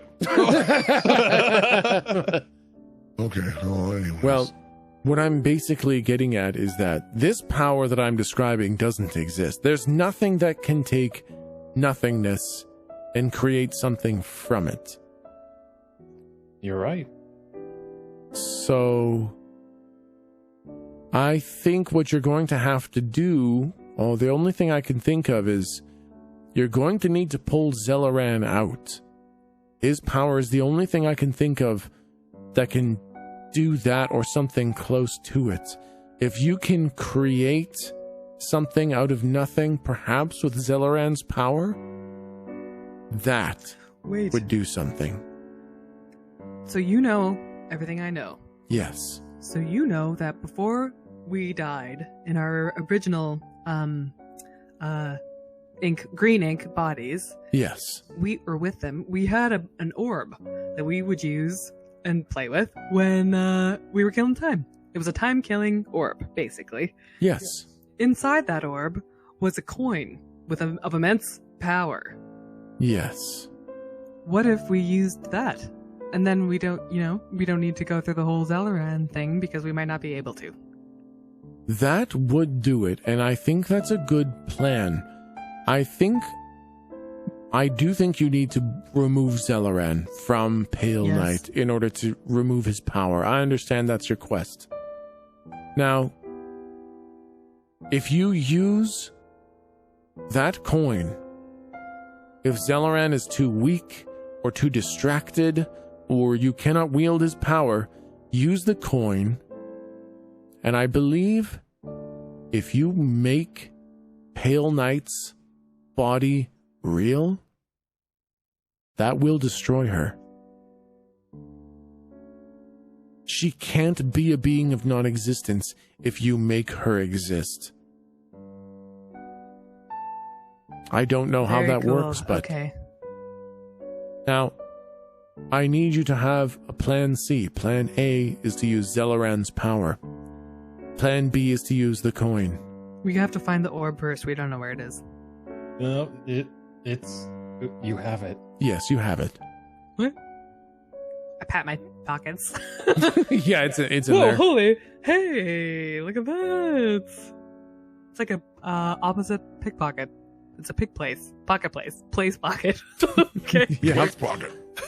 A pocket place. A pocket place. Hammer pocket place. I'm just No. sitting here listening, and I gotta say, real quick, it's just such a subtle little throwback, to make her body real in order to defeat her. I have to throw homage to it because I'm not sure if you're doing it on purpose or not. But game back in the day of Final Fantasy Tactics. Anyone here ever play that? Yep. Okay. Whenever you came across undead, you could actually cast a phoenix down on them. You could use a thing that Oh, would yeah, bring a dead yeah. player back to Yeah, life. If you man. used a phoenix down on an undead, it would immediately kill them because Yeah. you can't be undead if you're alive. It would Yeah. immediately kill them. Nice. Yeah. I'm kind of like, I see what he's doing. That was not, you know what? Because that mechanic also exists in Final Fantasy X too. That must be part of where I pulled that from. Not consciously though. Then again, I put a lot of video game shit in here accidentally. But Aguma turns to you and says, "One final plan. If you can't wield Zelleran's power, if you can't get the key to do what you needed to do, destroy everything Pale Knight has done. Don't fight her. You can't. Destroy her spells. Dispel her enchantments. Interrupt her concentrations. Ruin the circles. Ruin the symbols. Destroy all the spells. Set her back. Make this no longer a feasible means to accomplish what she wants. And if you can, this sounds terrible, but it's the only way. Weaken something else. Make something else look like a target that in 20,000 years, Pale Knight could go after that. But do that. Ruin her plans. If you can't damage her, if you can't make her real, then ruin her plans. Okay. What she is something that defies reality, but what she's doing is very real, and that you can affect. Destroy her plans. Okay. That does make sense. And anything else that you'd like to ask? I have something. Yes, of course. We have an ally creating a spell to kind of shield our forces from her thrall, as it were. Yes. Would you have any information to help improve that spell, or perhaps even have a different spell that could assist us in making sure that we don't succumb to that call? What I can do... Well, first of all, honestly, you kind of don't need my help, because not only has Ramadan been building spells to shield the minds of your soldiers, but Raisko has been crafting spells to remove the mist, so it shouldn't even be a problem. Now, should both of those fail, the mist rolls in, and Ramadan cannot protect the minds of your people. Simply tell Ramadan to put them all asleep. Poppies. Poppies? Poppies will make them sleep. Poppies. Oh, well, that'll also probably kill them, so... Well, Probably not poppies, but just sleeping. Sleeping and retreating as soon as you can. Drag the sleeping people out. Protecting against Pale Knight's mind is... Well, Ramadan's doing about the most effective thing she can. The only other thing is to knock them out. You could just hit them in the head very hard as well, but that leads to a lot of brain damage. I know on the TV shows they do that a lot. They just hit people in the head to knock them out. You do a lot of brain damage when you do that a couple times, so don't do that. yeah. Why are you looking at Slump the whole time you say that? Well, I'm just saying, Slump, you watched a lot of TV, Yeah. and you do a lot of the things. I've seen you do the double fist punch, The Captain Kirk overhand double. Yeah, you do that a lot, and the people don't ever really fully recover. Sometimes they go brr, afterwards. Yeah, no, that's not good. That's not a good thing. We should not be proud of that, Slump. Oh, okay. Bad Slump. Bad, right? No, bad, learning Slump. Bad, stupid Slump. No, bad, not stupid, idiot Slump. No, Bad, Slump. Hey. Always learning. Okay. You're a big learning boy. Big learning boy. Yes, Exactly. always Don't learning be and thinking growing, smart and Slump. strong. That's right. Yeah, always learning. Okay, so destroy her spells, and okay. Appeal to Zelleran, destroy her spells, and if you can, give her body form. Make it real. It will destroy her. Or, listen, I don't know if that'll destroy her. Let me be totally honest about things, actually, right here, right now. Nowhere in my books does that say that it'll destroy her. I think that will destroy her. It follows. That's kind of right. If you make her real and she's not real, they should cancel each other out. But in case that doesn't work, also destroy all of her spells. Right. This is kind of a DM question. Yeah. Would Locke know if the coins had the power to make something out of nothing, in the sense of, like, restoring a czar?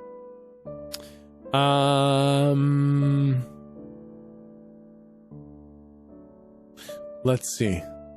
Restoring a life to the extent that he was put out of it. Yeah, so let's see. Locke has spent most of his time, well, I mean, exclusively all of his time in the white ink, but he's learned a lot about the other inks. So the concept of souls and how they work on this plane of existence, I think, is within your realm of knowledge. You also know more about the prime ink coins than probably anybody else.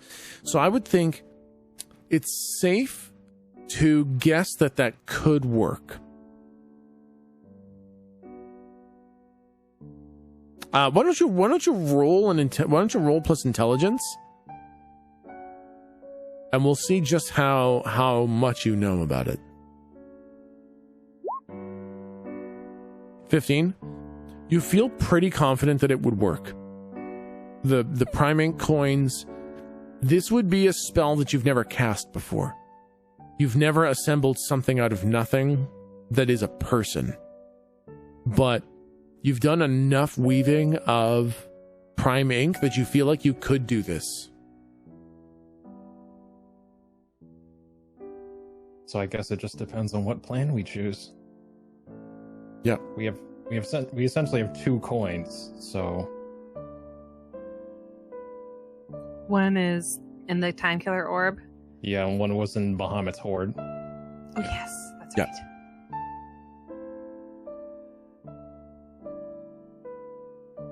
That's rad. We're so powerful.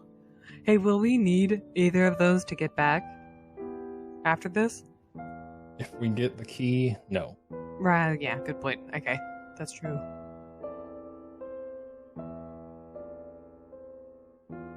I feel like the second we leave, we're gonna have so many questions.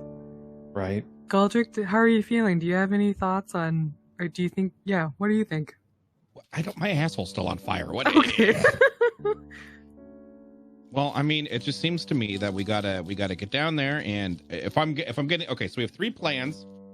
Plan number 1, just punch her in the face a lot. Plan number 2, pull who's it out of her and then punch her in the face a lot. Plan number 3, punch someone else in the face a lot to make her go after somebody else.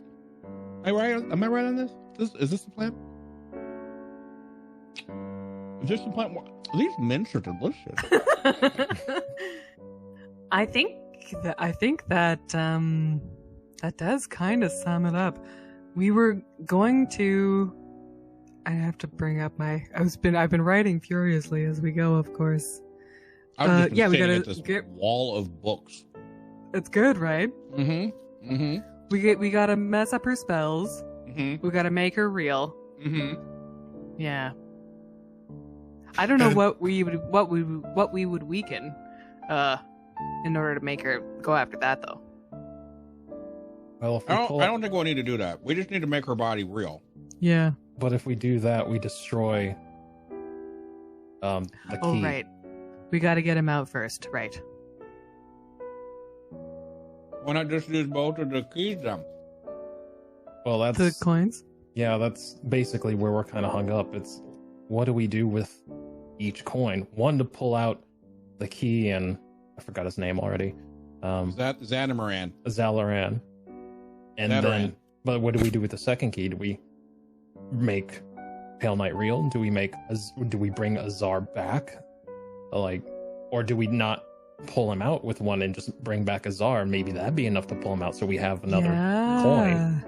I think we should bring Azar back. I really like that. Yeah, he was great. I kind of look at Slump, rolling my eyes. Wait, so if we bring Azar back, you think that'll be enough to get Zeldaran to come out of Pale Knight? That's what I think, but it has to be done when we engage, so we have the attention of Pale Knight. And I would have to do my best to. Are you expecting that to awaken something within Pale Knight, i.e., Zelaran? Yeah, exactly. Okay. If he sees his essentially his buddy show back up and they're fighting to free him, I'm sure that would give him what he needs to fight Pale Knight. Oh, I think that's right. I don't know. You guys are really brave about this. Like, Yeah. he immediately gave up hope, and then this whole thing kind of started. But that was post Azar. He gave up hope because he saw Azar disintegrated. Thank goodness. But what happens if we bring Azar back and then he fucking dies again? That would be very bad. That's Wouldn't like that be worst bad? case. Yeah. How do we know that Azar won't immediately try to attack Pale Knight if we bring him back, and then Pale Knight will fucking kill him all over again? I could use the coin as part of the spell to protect us for a short period of time. Most of the weave would have to go into Azar, but I could make us somewhat invulnerable just long enough for him to get his footing and go. Yeah, maybe I could calm him. Yeah. Do a combo. Okay, if you That's believe a in good- that. That's a good point. That would be very bad. Well, Should we talk about Jared? What do you mean by talk about him? what about him? Well, how we gotta beat up 12 other souls and get those done? Is there any way to pull souls out? I Summon point, souls? I point at like each weapon's being wielded. That thing, Hey! and Jared is going to be a problem. Confident. Correction. Jared's going to be a problem. Probably. He won't even be the slightest of problems. Okay. I worry because he's kind of a huge problem right now. Well, we've beat him once. We'll beat him again. He has literally never beaten us in combat ever. well, I say that with the utmost confidence. Like, I'm not lying at all. here's a question: would you happen to have a true name for Jared? Jared Kane. That is his true name. He goes by Jared the Godless. Now he is Jared Blackrazor because there are two beings in him. Is there a true name for that second being that's in him? It should be Blackrazor. Okay. If you want, you can use a greater restoration or a wish to sever the tie that Blackrazor has with him. Wait, a wish or what? Greater restoration. Greater. Does Slump know how to do that? No. Slump's pretty sure he. I don't Slump think you could can try. do that, Slump. No, Slump, you're gonna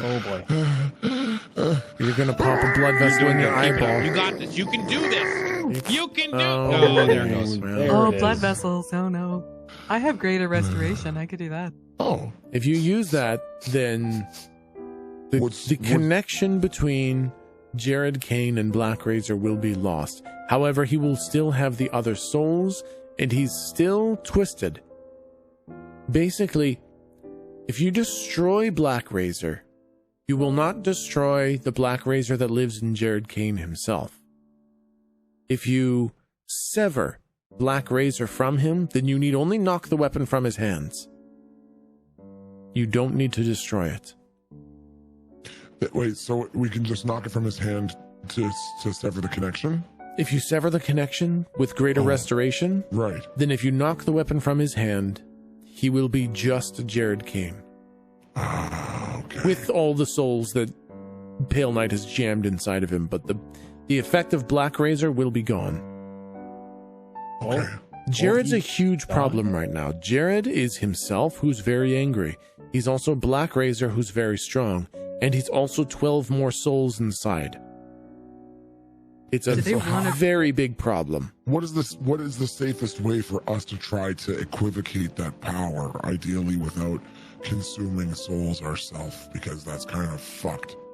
You can't consume enough souls to match him. So I think your best bet right now is to manage Black Razor. Destroy Black Razor or sever the connection. Do one of those things so that the power of Black Razor is not amplifying all 13 souls. Okay. Let's say we do get him back to normal. Yes. What is preventing him from exploding from the extra energy from the souls? Oh, that's... even if you were to destroy Black Razor isn't giving him the extra souls or the power to contain them. That's the blessing of Pale Knight. If you were to destroy Pale Knight while you left Jared completely as he was, and the power of Pale Knight could no longer sustain those souls inside of him, he probably would explode. Okay. But I believe that your only plan is to deal with Black Razor one way or another. Then you're going to need to beat 12 souls out of him. And then it's up to you whether or not you want to destroy the 13th. And basically, defeating the souls is just killing him. You'll have to kill him 13 times. Oh. Oh boy. So, but each time he should get progressively weaker? He should. Okay. Each soul is from a great hero of a different class.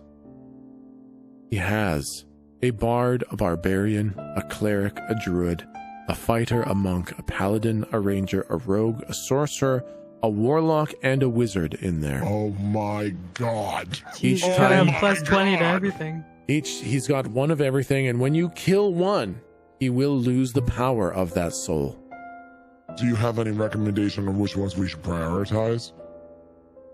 Boy, they're pretty bad. I don't know that you can really target any, just hit him until it dies. But if you could get rid of the fighters, probably bad. Because the fighters at the level he's fighting at, he will get 6 attacks on a turn. What a strange way to phrase that. That's a weird way to phrase It's that. a weird way to phrase it. That's a weird way to fucking phrase that. But also, Slump understands. That's He's so many 200 IQ. turns. yeah, also... That's pretty sus. It's not that sus. I'm voting.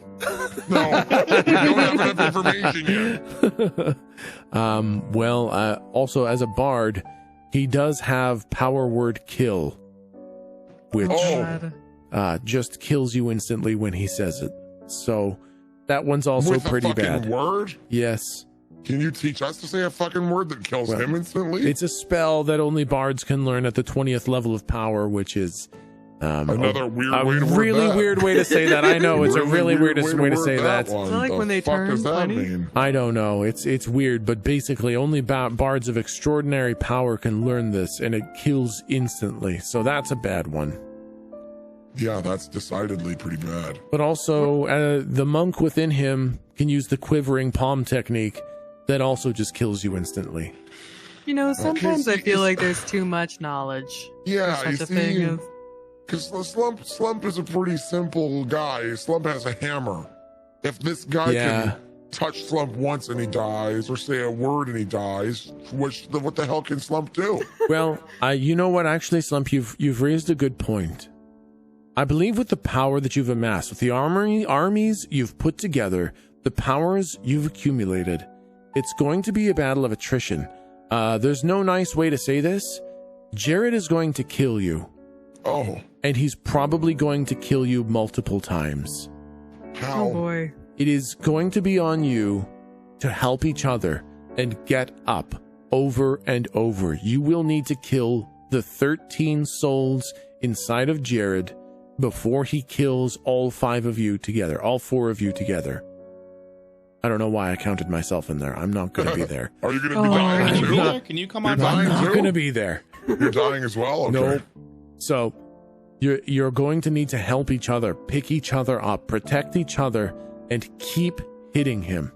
He will kill you. He has a spell called Power Word Kill. He's going to use that, and he's going to kill one of you immediately. But So- what's the cooldown on that though? Like it's probably he can't do that more than once in a fight, right? He probably won't be able to do that every time, but between the 4 of you, keep hitting him and keep picking each other up and just beat the souls out of him. Oof. It's not great, trust me. It sounds like it's going to be bad for literally everyone. Jared has a spell called Hurl Through Hell, where he will literally send you through all 9 levels of hell. Oh. We don't want to go back Well, it's there. not like we Please haven't. no. It's not bad. I have some friends I'd like to visit again. Yeah, but, That one squib. Yeah. So, Yeah. be careful. Well, don't be careful. Be reckless and beat his ass. Wow. Okay. Oh, throw caution to the wind. Throw caution to the wind. Hit him with everything you have. Those coins, you may need to use them against Jared. Oh my. He is, like I say, a very big problem. He is going to kill you multiple times. Use whatever protections, spells, allies, friends, items, everything you can. Use them to stay alive and keep getting up every time he kills you, and just keep killing him. God, okay. Sounds like it's going to fucking suck, but all It's gonna be right. tough. It's Would going to be defeating- bad. Would defeating the Pale Knight weaken or just get rid of whatever's augmenting Jared? Do we have to do Jared first? Yeah. Jared will not let you get near the Pale Knight. Hmm. You can try, but Jared has been augmented to a level where bypassing him to get to the Pale Knight, as far as I understand, is impossible. Well, if you guys want to take care of Pale Knight, I can take care of Jared. Really? Did you not Yeah, hear the they're- power word kill thing? Yeah. Do you not understand that I'm like a god now? I'm like, we're getting cocky. I mean, Slump's thinking it might be a good idea to work together on the old Jared Kane thing. It was just saying the whole black race with 13 souls more powerful than any of us is. You just want to use that, your thing. No. I like No. wiggle his hammer. Yeah, ooh. Hmm. Well, okay. Is there anyone else we should go to for advice or a blessing or any additional preparations or anything you can recommend that we could say to Jared that might give us the most rudimentary element of surprise or throw him off his balance, like, hey, your parents were fishermen or something? at this point, there's not much Jared left. I think you're about as prepared as you can be. Go in, drink potions, eat meals, get blessings. I believe you've already done almost all of that. I see that you all have the glow of Saloon, Porm, and Bahamut about you.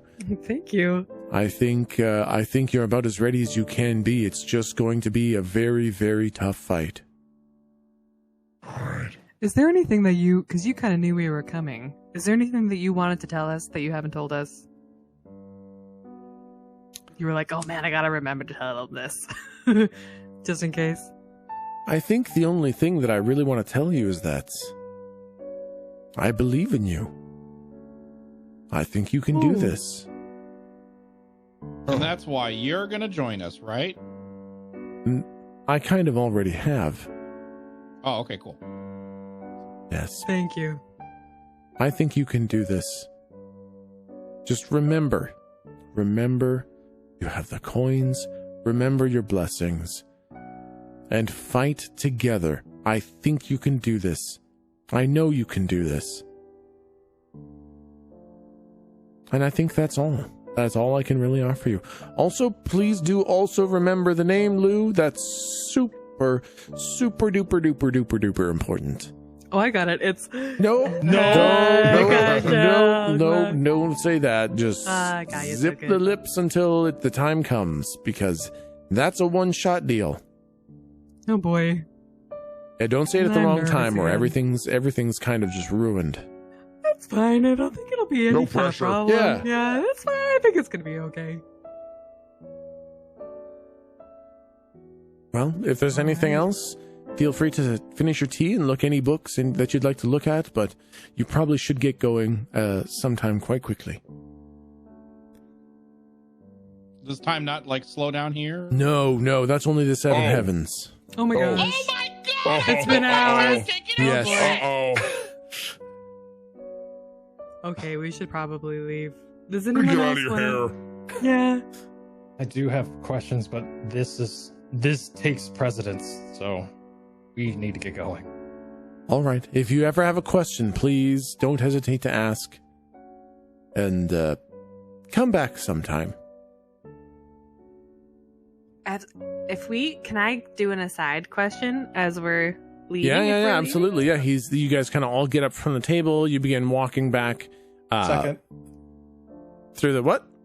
Oh, I have one too. I was like, second. Okay, Nice, Yeah. yeah. We're both just, yes, I like that. Yeah, so I think as you guys get up out of these nice big chairs, out of these perfectly, kind of made reading tables, you enter back into the main library with the mahogany shelves and the thousands of stairs.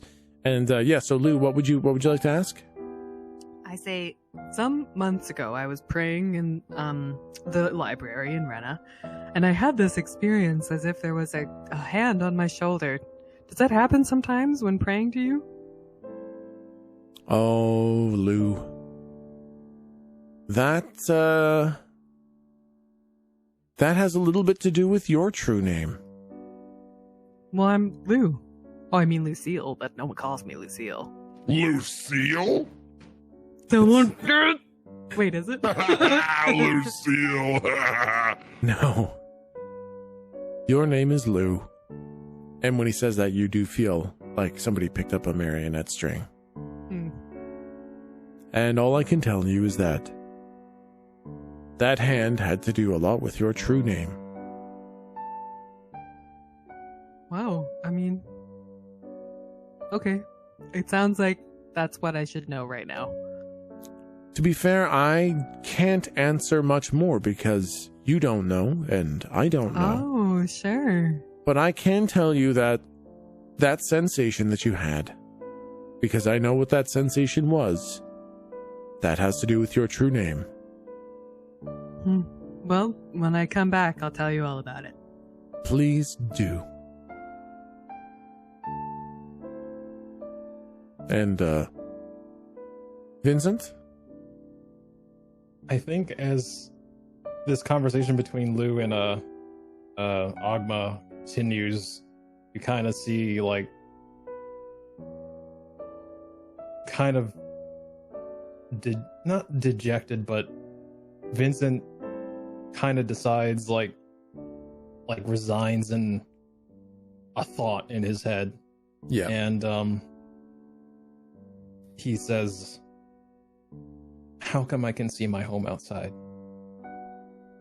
That's a really good question. Oh, that has to do with the Outlands in the Outer Planes. You see, the first time you show up to the Outlands, what you see is your home. And gods like myself, we can manipulate what you see to a degree, but I choose not to, especially for your first time. It's supposed to put you at ease. You're supposed to feel comfortable here. Sometimes it has the opposite effect because you know it's not the real thing. But the first time you come to the Outer Planes, into the outer worlds, or the outlands, you always see home. I guess I should probably warn you that as you continue to show up here, it's going to change, and it's not going to be for the better. Things in what you understand to be home will become chaotic, and they will become twisted. And try not to let it scare you too much. But it's mostly just a property of being in the outer planes. Thank you. No problem, no problem. Anything I can do. Anything I can do. Well, I think this is where we say goodbye, my friends. Are we ever going to see each other again? Yeah. I think so. I hope so. I will say that if we don't see each other, well, I don't think either of us will see anyone, as bleak as that sounds. We won't be there to worry about it. I'll see you next Tuesday. That would be wonderful. Galdric, I'm going to hold you to that. Okay. Hey, can I hug you? Is that weird if I hug you? Is that allowed? No, I think that's absolutely lovely.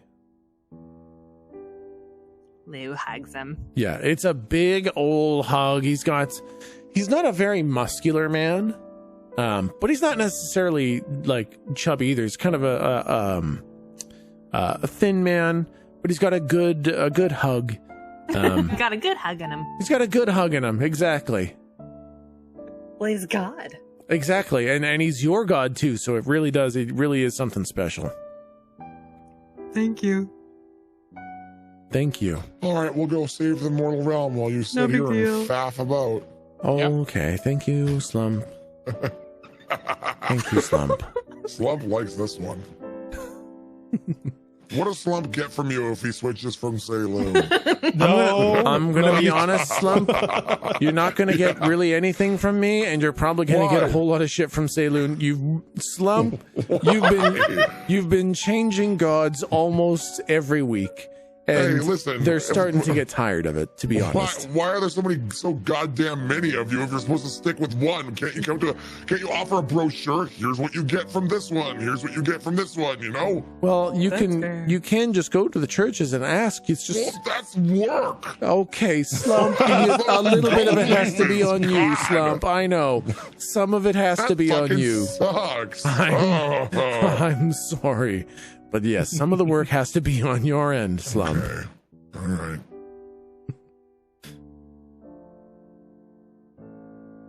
All right. Well, shall we go save the world? Again. Let's again this one. We'll save this one this time. I guess the free city then. The free city. Oh, would you guys like to go to the free city then? I guess we're going to the free city then. It might be a good idea to go to Free City then. All right, off to the free city then. All right. Next Okay. stop, Free City then. All right. Okay.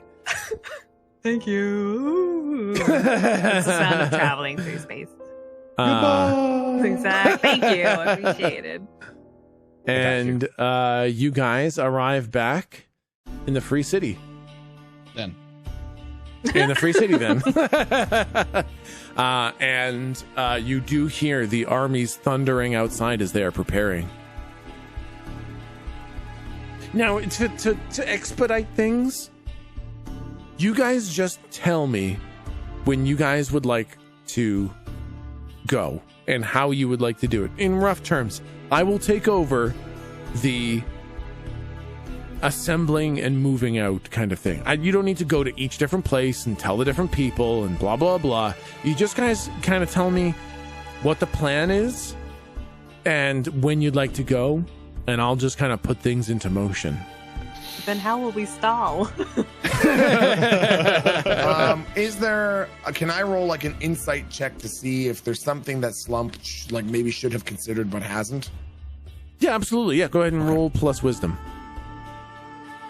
See if there's string around your finger. Now you're pretty sure you thought of everything. Slump thinks we're over prepared. He's just gonna leave the hammer at home. Fuck It does look heavy, bud. Yeah, it is, man. You've been carrying it through all creation, literally. That's true. Okay, yeah, no, Slump thinks we're good to go. Do we need anything of Azar's from his bunker or anything like that?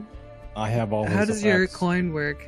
Oh yeah, okay. I'm just gonna run to the washroom really quick. You guys try to think if you forgot of anything. Okay. Do we need more potions?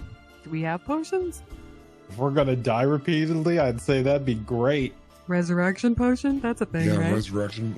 Slump's not so sure on that one, but health potions.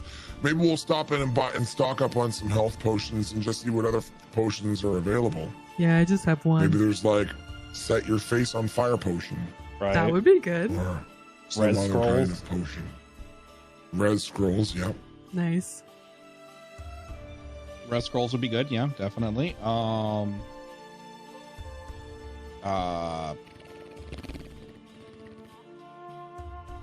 Do we need to have just one night of recreation before we go on this very, very, very scary battle? We haven't rested yet. Now I think about it. Oh yeah, We I did would like what? to rest. I would like to sleep. Yeah, sleeping is good. Sleep. We'll check the. Oh, we should go for a meal. Go for a meal. Load up on potions. Get a good night's sleep. Yeah, I like that. I know Heroes he's in the feast restroom, us. but when he gets back, remind me. I think of the noodle shop. Oh, that's very good. That's very good. I can't believe the noodle shop was in heaven. Is it Yeah. always in heaven then? What's the deal It's with the that? highest level of heaven. That makes sense. Literally the highest. It makes level. sense because we does saw track. people that were dead that were there. Remember? Slump members. I remember that. Slump members. Do you remember? I remember. Okay. Slump members. I'm back. So basically, we're thinking that a good plan of action might be to get a good night's sleep, eat a good meal, and then visit like the potion center in town and let's stock up on health potions and any other kinds of potions we can. If there's like a, the iron skin potion or something like that, see what we can load up on. So sleep, meal, and potions. And Galdric. Oh, I think of the noodle shop to give us one last good meal. Ooh. Yeah. Okay. So I think the way this works is in the evening, you guys go to the potion shop. And unfortunately, there are almost no potions available. They've been brewed and they've been handed out to the armies. Shit. Good So point. there's very few potions left. They probably Can't have believe you're so in depth that you've literally considered the fucking economy of the planet. Jesus. Fuck. But I'm also sad that they didn't think of us because it's like we're taking point on this thing. It's like come on. The fucking spear here, man. So yeah, no potions really to Shit. speak of. Maybe like 3 lesser potions that you can kind of hand out as you'd like, but they're only going to be what 2d4 plus 2. They're not going to be they're little sips. If you need to get somebody up from being dead, it'll do that. What's the regen potion or the regen buff that we have? Isn't it like 12 health per fucking round? It's a d12 every turn. Okay, gotcha. Yeah, you get to roll a d12. So I'll tell you guys the buffs that you have. Make sure to write this down. You all have 50 extra hit points on top of your maximum. You all get to roll a d12 at the start of your turn and heal for that amount. Everyone has advantage on all of their attacks. And everyone's damage and healing is doubled. So would we roll 2d12 for the heal then? I guess technically you'd roll a d12 and then double whatever you rolled. Ah, I see. Okay. Yeah.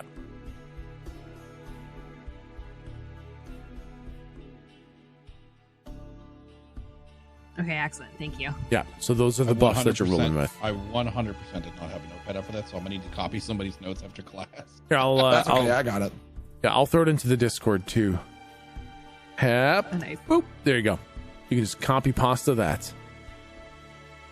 Thank you. Okay, so no potions. Yeah, I no mean, with potions. that, we should be. Well, you Now, got the only the question- three lessers.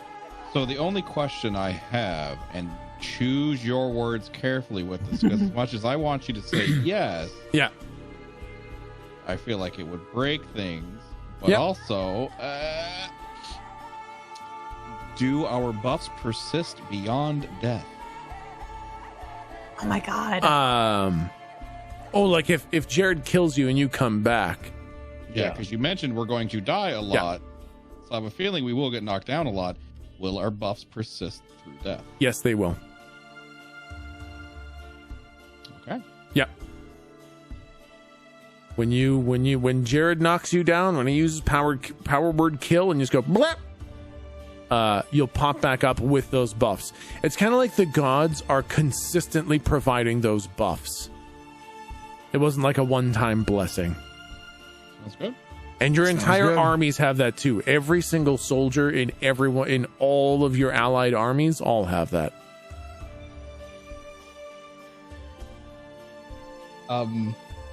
I think I'm going to need DM approval on this one. Yep.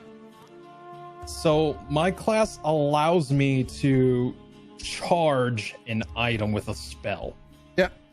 And I have access to a healing spell. And if I were to dump that spell into like a wand that everyone can use, if they say the command word, it would be allowed to be used 8 times. Would that be allowed? A wand with 8 heals in it? Basically, it's called let me look up the ability. Spell storing item. Damn. And it can hold 8 copies of one spell? Let's see. Whenever you finish the long rest, you can store a 1st or 2nd level artificer spell that requires 1 action to cast in a simple or martial weapon or spell casting focus. Yeah. While holding the object, the creature can, blah, blah, blah, blah, blah. Using my modifier at plus, I guess, if it'd be plus 10. Like if we're using the homebrew system. Yep. If not, it'd be plus 5. Yep. Yeah. It can be used a total of 10 times or until I store a spell in another object. Wow. That's crazy. I think it would be understandable for something like that to enrage the boss.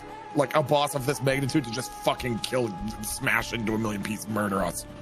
I mean, I think that's just basically it. Like, he can destroy that item. So I'll say, you know what? If the rules allow that, then I'm okay with that. Because it's only 1st or 2nd level spell. So it's not like you're going to put, like, Prayer of Healing in there or something like that. Like some huge fucking... Well, Prayer of Healing's a 10-minute cast anyways. But it's not like you can put a giant heal in there anyways. It's going to be throwing out little, like, words of healing and stuff. So it's not a big heal. So yeah, sure, you can get 8 uses of prayer or word of healing out of there, or whatever it is you're going to store. Right. Okay. Yep. And just to confirm, it's 10 uses, and it would probably be just cure wounds in there. Yeah, and cure wounds is how much? 1d8 plus spellcasting ability. Oh yeah. Easy. I like that. Jared, I like that. Jared and Pale Knight are going to be doing a lot more than that. Yeah, Fuck it. exactly. Oh yeah. Who cares? One might be enough to bring someone conscious. Yeah. Putting a Yeah. band-aid over a bullet wound. There Exactly. you go. All better. One of Jared's abilities does 10d10 damage. So This is about triage. I know we're going to get our ass into us. So yeah, no, I think that's okay. And if he literally sees you just getting people up, chances are he's gonna break it. Right. Yeah. So no, that definitely got the DM stamp of approval there. Yeah, I can't think of. So you said Galdric that you want to go to the noodle shop. Thinking noodles. Thinking noodles for. I mean, hey, if we're gonna get TPK'd, Yep. I want noodles beforehand. Yeah. Might as well do it on a full stomach. Okay. I want there to be a mess when I die. Okay, so Galdric, as you think of the needles. Oh no! The needle shop. Jesus. Here's your bowl of needles. The guy at the front's like, "Hey man, you're back again, Dude. dude. That you're Fucking hardcore, man." Whoa. You sure you should be doing this before a huge fight? All right. I mean, okay. I got some stuff and it's really good. I got this shit. I'll fuck you up. Yeah. So Jared, what happens if you're really Jared yourself, man? You want to fight 10 Jareds? Do you want to fight a tiny Jared? Yeah. Okay. So you think of the noodle shop, and sure enough, there it is. Early morning. I think you've sent word to all the people that today's the day. Today. What's up? We did sleep then? We're all good? Yeah. Okay, thank you. You get up the next morning. You've sent word out that the next day. Yeah, if any of you have anything missing or whatever, like just make sure you're all topped up. Yeah, makes sense. And everyone knows now that today's the day that the armies march on. Why did that stop? Oh no, is it broken? I still hear music. Yeah, I do too. Oh, it's broken for me. Oh, weird. Yeah, I hear it just fine. Oh no. I hear it perfectly. Why did it break for me? It just stopped Chat, all do you of a sudden. guys still hear it? No, they don't hear anything. Oh. Yeah. Damn, man. What Weird. the fuck? What the F? Reload the page, maybe? Not sure we can try that, huh? They just stopped all of a sudden, right in the middle of me freaking talking about shit. That's weird. It's ominous. Okay, there we go. Yeah, reloading the page worked. And don't you dare say anything about Roll20. Hey, Roll20, if you're listening, fuck you. Oh no. You fucking idiots. I gave up on Roll20 a while ago. You know what I mean? It's just like why even bother saying it? They know how bad they are. Wow. I don't need to tell them how bad they are. Wow. No, they're great. They're fantastic. They're great. Yeah, they're the best. Yeah. No, Okay, so we're slept. So now we're at the noodle shop. So Yep. what do we see? What are we Yep, looking you get at? up, you go to the noodle shop. The golems are there. They're serving up noodles. You guys all get a bowl of your favorite dish. And you guys can add +1 to all of your stats for the day, basically for the battle. +1 to everything on top of all your other shit. It's a lot for you guys to keep track of. But I can just stop giving you guys buffs if you want. No, thank you. +1 to everything. Got it. +1 to everything. And it's delicious. Galdric, does this look like it did? And Are there any familiar faces here? I don't think there are. Kirby's not here either. Weird. Are we able to discern any kind of reason why? I think Locke kind of knows why. Locke, you assume that it's because of the extra measures that have been taken to protect the bar, that if Kirby's still at the bar, he has no access to the noodle shop. Right.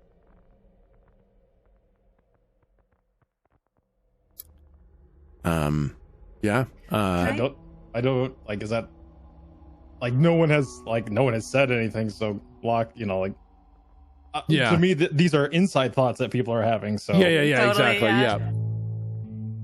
nobody here that we know. Well, then let's eat up, and then we should probably go and visit the. Oh no, I think we're fucking good to go. Yeah, I don't think you're like just it. going at that point. No more stalling we can do now. Yeah. Oh, I do have a question for the party though. Yeah. What? How do you want me to use the coins? oh boy. That's super Good important to question. decide now. I like the idea of bringing back Kazar very much. What You do like you the guys idea of think? bringing back Zarzar dog? Yeah, so that Zalaran has something to come back to, some motivation. Well, we just need to. Maybe we should just spend a quick moment strategizing how we're gonna. So we're just gonna we're gonna do that here, or we're not gonna do that when we're facing Pale Knight, right? It would suck for him to die again on the way there. Yeah. That would be pretty bad. Couldn't we just do it now here in the Free City? Bring him with us, and the Pale Knight will see him. So will Zelleran. Like there's no Slump sees no reason to do the actual summoning right in front of Pale Knight. Kind of like spawning a Call of Duty right between 6 enemies, you know? Right. And all that chaos, it's like, oh, welcome back, Blat. Oh, dead. Fuck, there awesome. Yeah. That's Slump's thinking. He just wants to make sure that Zarzar Dog has enough time to acclimate himself with the new situation before, you know, being thrust headlong into Bedlam. The issue, I thought of the same thing, but the issue that immediately came to my head is that would immediately draw the attention of Pale Knight from a distance. You're right. Yeah, that's true. Good. Then why don't we do that, but when we have our entire army surrounding where summoning? Summon the armies and then do that cast. Yeah. So we don't go to Pale Knight, we bring Pale Knight to us, is the idea? That's pretty pog. That is pog. That's very smart, because then we don't have, maybe like it would take longer for her armies to catch up, I imagine. Yeah. Give us a bit of nice. Well, maybe There's no way she'd be able to like teleport directly to that. It wouldn't be a thing. So yeah, probably. No, Slump thinks that's probably the best idea. Get the armies mobilized, decide where we want the battleground to be, and force our enemy to come to us. Pick a like something with a strategic hill. Yes. And stuff. The high ground. Yeah. It's kind of a risk because Pale Knight has fortified her position with like circles and spells and enchantments and all that stuff. So she might not want to come. She might not. That's good. She might just let us do it. She might see no real risk in us bringing back Zarzar Dog when you reckon that she killed him the last time with barely even thinking about it. Probably not that worried about it this time either. Ooh, maybe then, yeah, that's true. Maybe then she'll know to target him first.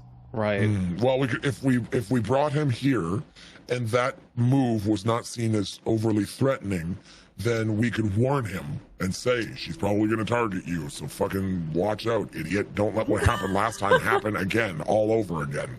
I mean, and I guess this is a DM question. Would Locke be able to cast the spell, bring him back, and inform him in all one spell? Like, you are caught up to speed by just me casting the spell and bringing you into existence. Okay, so speaking is generally a free action, so you can definitely cast the spell and talk, but you can't have like a huge prolonged conversation. Right. So if you can think of like a 10-word kind of quick warning that could explain 10-word catch up. Yeah. 10-word catch up, then yes. We are freeing Zelleran. Help us. Yeah, really. Yeah. I think so. There's absolutely enough time in one turn to use the coin, do the weave, bring him back, and give him that warning. Okay. Okay, so what do we do with the second coin? Do we pull out Zelleran? Do we make... I don't know. I say we hold on to it for the time being, but... How long does it take for us to use? Is it just an action to use it, or is that like a? Okay. It's almost like a bonus action. Like using the coin is pretty simple, pretty basic. Gotcha. Okay. And then whatever you want to do with it is generally an action. But that makes me a huge target. I'm not exactly the sturdiest amongst us. Then give me the coin. Do you know how to use this coin? You just. I'm a god. Bound by the rules of this plane. Do I know how to use this coin? I think you've seen it used. I think you watched when Lou used it, how she kind of presses her thumb into it and pushes it down through the air, and it kind of creates that Velcro tearing sound and leaves that pearlescent sheen in the air. So you have seen how they're used. You feel like you could probably do it. So what you do is you got to put your thumb, and then you just. Can I mime it and tell him how? Yeah, roll performance. Roll plus charisma. Charisma. Okay.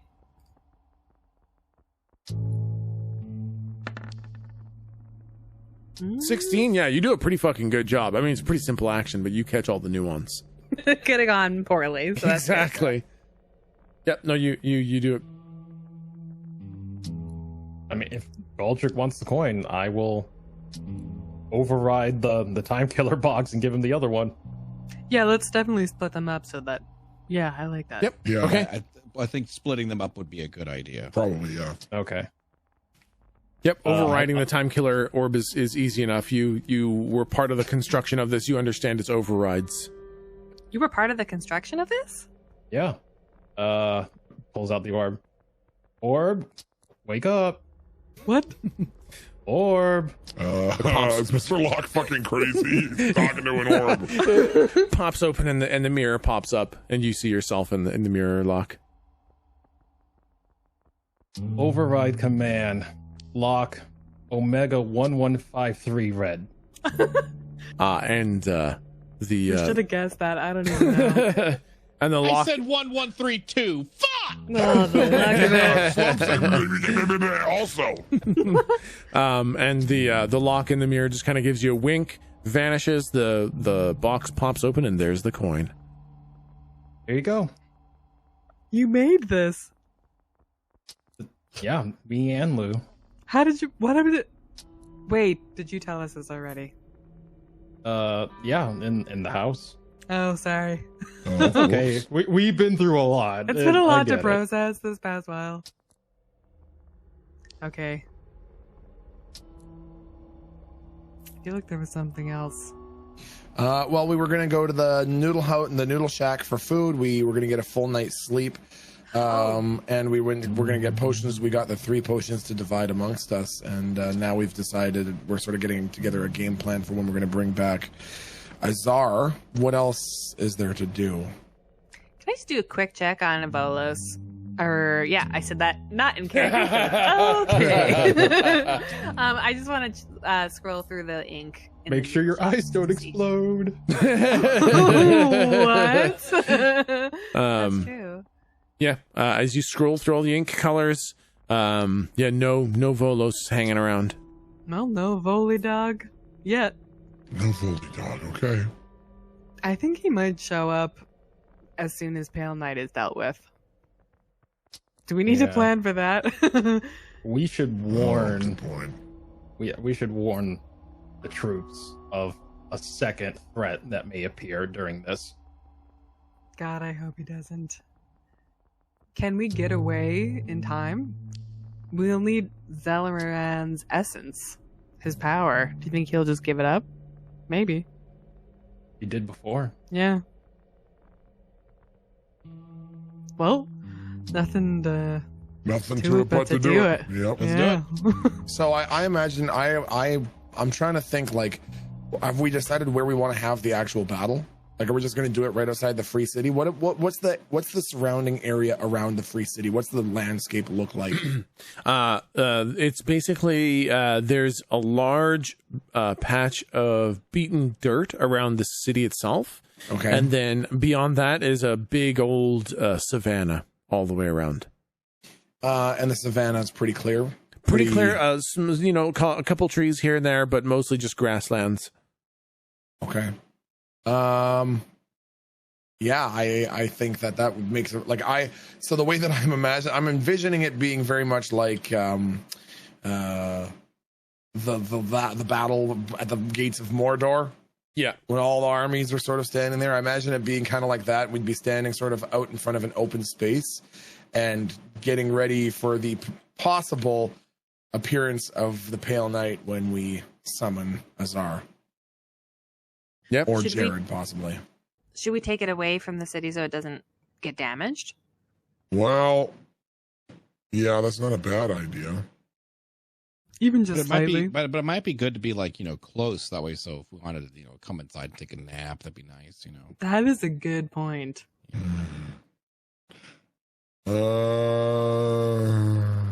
What else Hard can to we do say. to not do this fight right now? If there's any other decisions we can make. No, would you stop freaking out? I'm so nervous about it. Why? We've been through worse. Have we? This is kind of like 2 keys. Do you But not worse. remember the black hole that Slump went into? Oh yeah, that was really bad. Died. You did that. Yeah, I know you're right. That's a good And point. is still there. And is What? consuming all ink that is around it. Oh, that's That's your awful. fucking party pooper. Casual little drop of that little nugget of info. You, I kind of that's your thought it fucking was fun just at parties, disappeared. huh? Oh, I'm the greatest. Just, when black holes destroying, the things that make us alive. That's a dapper on anyone.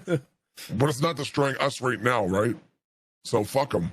God, that is true, but it's rough though. Well then, let's get Zarzar dog back. All right. So get out. Let's walk. Walk over to where we want to fight, and then summon Azar. Okay. Yep. That's what you guys want to do? Yep. Nerves. Okay. I don't think I have any planes. Away from the Caspian Sea. Now sing. Okay. So you guys leave the free city and you head out into the grasslands that surround. Did you call all the armies to join there? Is that what you want the armies there first? Yeah, I think so. Okay. Oh, Galdric, Yeah. you got to use the activation word for the elves. For the elves. What was The what was elves. the activation Oh for the yeah. elves? Oh my god. Oh my Oh, God. what it was like. It was a Activation. sound. It was some fucked up sound. No, it wasn't the dying tree. It was something rat. really That was- fucking stupid. It was like that's not for the elves. No, that's for those are for the seven kingdoms. No, those are for the seven kingdoms. Oh. For the elves. I don't know what the fuck the elves Oh, were. fuck. Probably something even dumber. It was- Probably something even dumber. It was a spell that you did. It was kind of like message, like like they were talking in there. Alpha 5-9, Alpha 5-9, big. That's Acorn, right. That's right. get ready to yeah. deploy. On line 6. Oh my god! You know what? Can you just do it? Because apparently you fucking remember this pretty fucking well. They didn't teach it to me. I just know what it sounds like. Oh Just my! gotta let it flow from in you. Yeah. Gotta make contact. Battle contact. All right. Okay. All right. Hold on. Let me just fucking think about it. Jesus Christ. Okay. Oh, That's not it. That's not.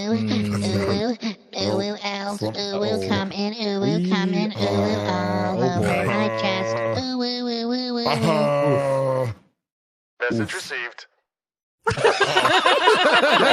Oh man. Something else is gonna happen. Oh man.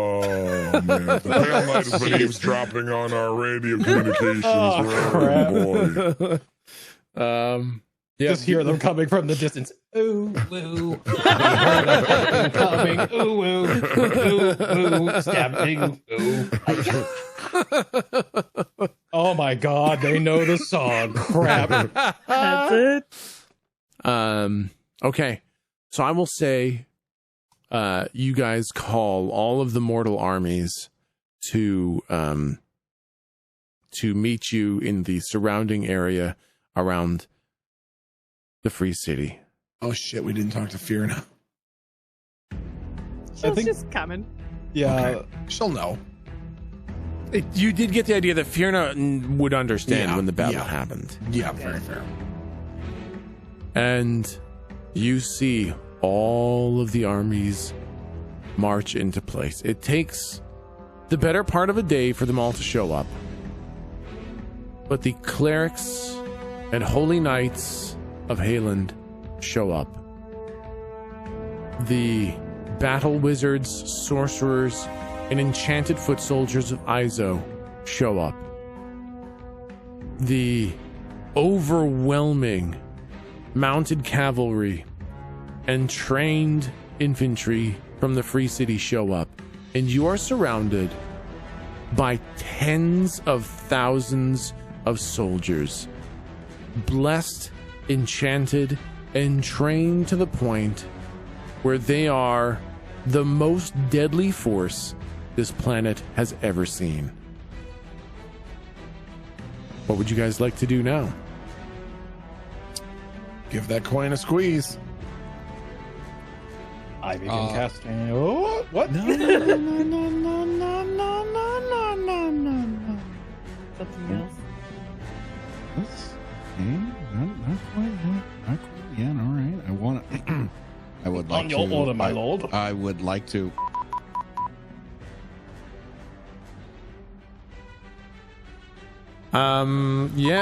Sorry. I was on the wrong setting. I was on the wrong set of things. Yes. Okay, listen. Be ready. The time to deploy.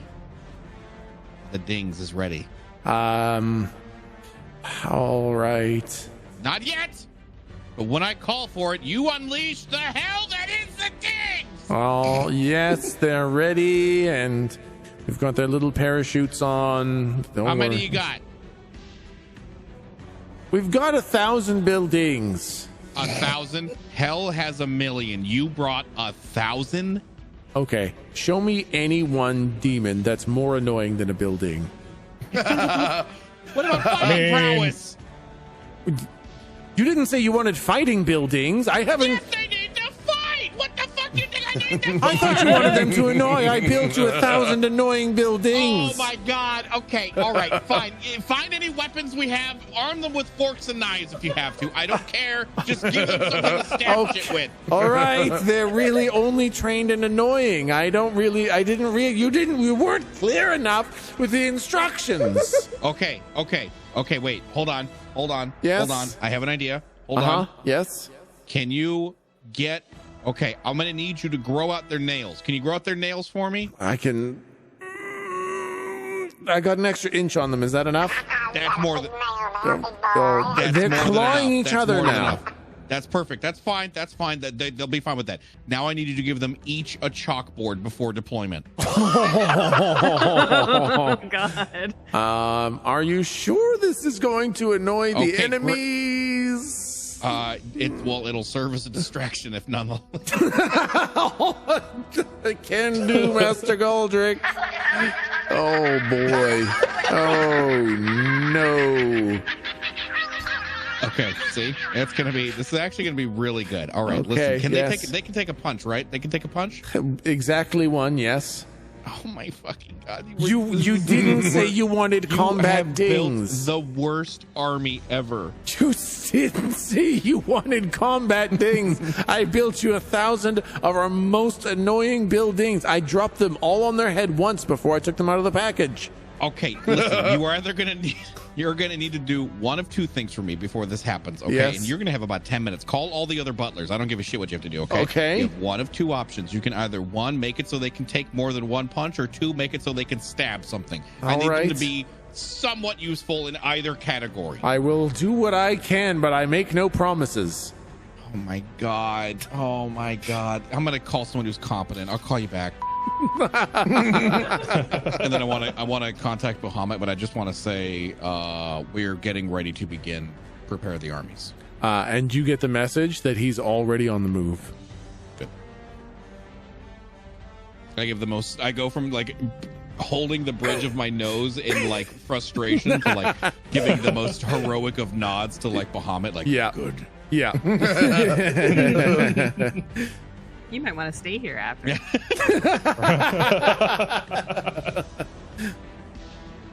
All right. Now I think we can begin. I had to wait. Has anybody called? And I kind of like point down. I think she'll know. No. Okay. Okay. Well. Wait. One more thing. Okay, good. What? Does everybody? And I kind of like get out their contracts. I know. What do we do with this? Oh shit! Well, we still got a year. Yeah, we have a year, but keep in mind if you have an opportunity, try to get those Jerry Kane's undead guys. Just try to cross the dotted line, sort of thing. Grab their molding hands and like, here you go. Use it as a shield. And if they strike it, that's technically signing it. Smart. There you go. Smart. You break it, you buy it. Damn. We'll just big paper brain. put a, Mod Podge or whatever that's called on your new shield. We'll There we just go. cover it in contracts. I like Okay. that. I like that. I like that. Okay. Okay. Polymorph Now I all their think. weapons into pens. Yeah. That's smart. Well, let's get Zarzar dog out here. All right. Oh, I hope he comes back. After you. Look at Locke. I pull out Azar's effects. Yep. Hoping that it will give me a little more oomph trying to bring him back. Yeah. And I push in the coin and I start weaving. Wait! Uh-oh, he's got a stroke of the coin. Oh, okay. Go ahead. I start laughing. What? Why are you laughing? Why are you laughing? Why the fuck are you laughing? No. Ah. Go ahead, my man. Jeez. I kind of like wipe a tear out of my corner of my eye. What the fuck? Why? What? Okay. You begin this weave. You pull down the Prime Ink coin, and the pearlescent sheen shines around as you grab onto the threads of the Prime Ink. And the power is overwhelming. It is the power of creation. It is the power of a universe that no longer exists. It is the combined might of all 5 inks in their combined form. And trying to reconstruct Azar is difficult. You don't have his soul to put together. It was destroyed. It no longer exists. His body is also gone. And so you are creating something that you don't know from nothing.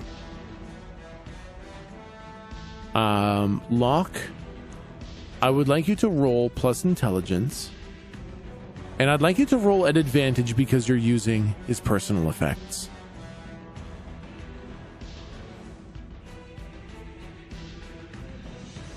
Oh my god. Okay, well, a And 20. can I use Stroke of Genius just to help? Yes. Yeah. Okay.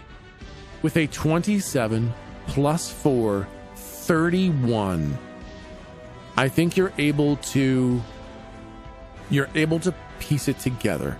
You've heard stories about Azar. You've heard stories about the relationship between him and Zelleran, and you understand what it is to lose someone that you care a lot about. And that feeling guides you. And before your eyes, you all see Vincent Locke weave a soul out of nothing.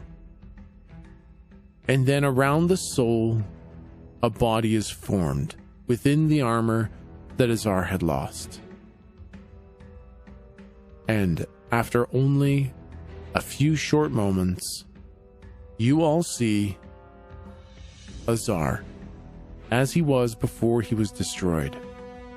And the look on his face is one of absolute horror, which quickly relaxes as he says, "What just happened?" Well, just is kind of a relative term, and it's going to be a little bit troubling for you right now. Hi. We're here. We're here to. Ooh. What's Shut the up, last thing? Locke! Oh, go ahead. We're here to free your love. Help us. Anything I can do. Anything I can do. What do you need? Where is he? There was Pale Night. That shouldn't have happened. Pale Knight has him. I want And- to keep like a weather eye on the horizon. You guys feel nothing, Oh, God damn it. and you see nothing. Like a spooky nothing, or just like a totally rise? As in, nobody's coming. Oh. Nobody cares. We thought that maybe, Pale Doggy was going to come if we did that, but it didn't happen, and that's for some reason even more unsettling. It's She's even really worse. liking. Yep. Yeah, she's really dug in over there. What do you advise? Also, Locke, great job. Really yeah. killer spell. Very nicely done. Mm. Also, hi Azar, welcome back. Hi. Good to see ya. We should go. We should do this thing. What are we I'm in doing? charge of the Stopping. 7 realms of heaven now. That seems dangerous. Slump has the rod of 4 Okay. moons. That seems more dangerous. what I have. I kind of like shake Teeny. violently the Holy Avenger. That's super dangerous. Yeah. We got blessings from almost every god that there is. Um, Well, let's go. Start do walking. this. Okay. So you guys give the command to move the armies? Yep. March. All right. Then I'm going to end us on the description of what happens Oh fuck. as you guys march into above with the armies. So the armies are assembled, and you mobilize on the edge of the forests of above. The front is the cavalry from the Free City, moving as a unified wall of armored flesh, built to smash through the initial resistance of the enemy armies. Behind them are all the infantry of Izo, Hayland, and the Free City, enchanted, blessed, and trained. Behind them are all of the wizards from Izo, wielding magic to push the mist back. And at the back of the army are all of the clerics and healers, praying and actively blessing the army. And the armies move into Ibav. The powerful magics of Raisko and the sorcerers and wizards from Izo push the mist back as you move forwards. After you march a few kilometers into Ibav, an army of the abyss is revealed. Horrific, twisted beasts, hulking, salivating, and utterly mindless. As the mist peels off them, they break into a sprint towards your armies. Oh boy.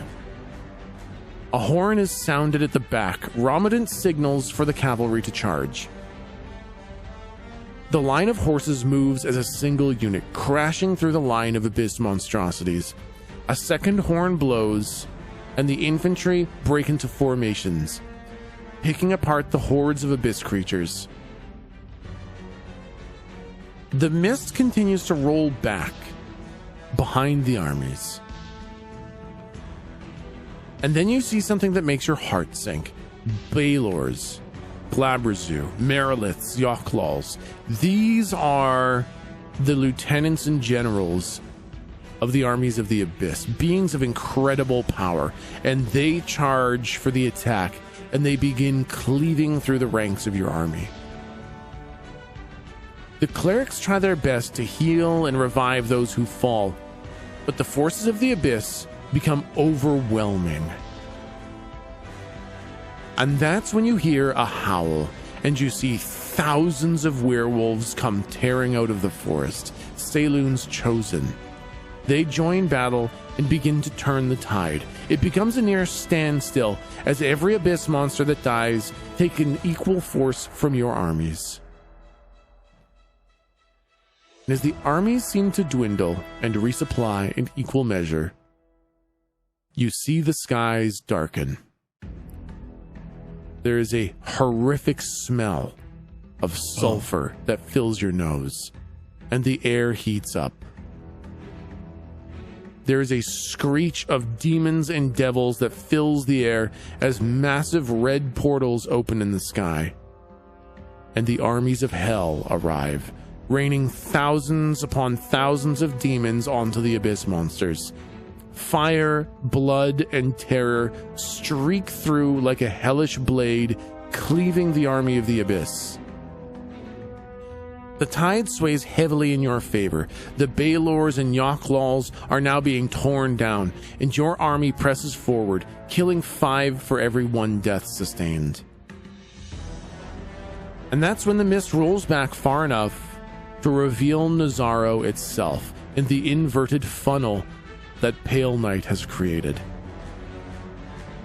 Standing at the perimeter of the city is the largest collection of abyss creatures you have ever seen. Huge, well-armed and armored, they attack.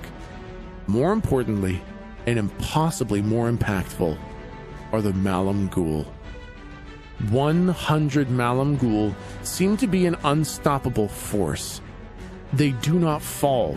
No blade nor magic seems to touch them as they split human bodies in half with their staves. Quickly the tide turns and your gains become losses. You feel the entire army's progress stop, and slowly but surely you feel yourselves being pushed back out of above.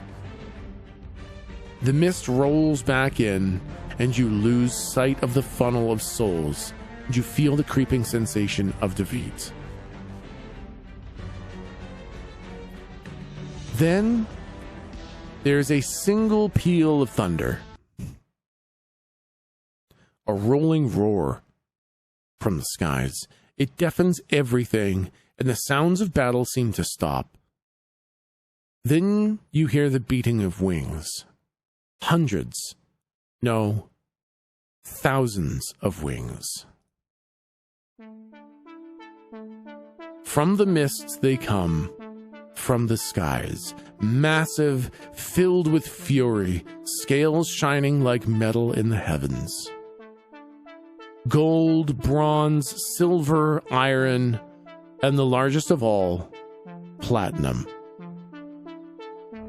Bahamut and the entire metallic dragonflight descend upon the armies, and they bellow forth a surge of fire that puts the sun to shame. It is an inferno that engulfs everything you see, and the fire sweeps over you as well. It incinerates thousands of abyss creatures in a single pass, but they round and make another. The fire burns up the evil like an immolation upon tinder, and it harms not a single member from your army. In fact, they are revived, healed, and reinforced. The metallic dragons turn the entire battle.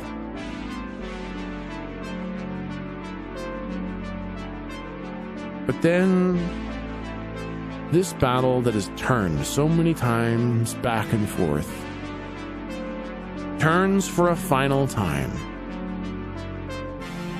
A single being emerges from the mists, tall and heavy, wielding a blade like a sliver of the night sky. Jared the Godless, Jared Blackrazor, steps out of the mist and in a single motion casts a spell that brings a dragon down from the sky. Oh my god. With a single strike, he drives his blade through the dragon's neck and kills it. And you realize that this is your time. This is why you are here. This battle cannot be won unless you stop Jared. This is your fight. The armies will fight each other, but unless you kill Jared, this battle cannot be won. And we'll call it there. Oh god. That was the coolest fucking music cue I have ever heard in my entire life. That was fucking awesome. Holy shit. Oh my god.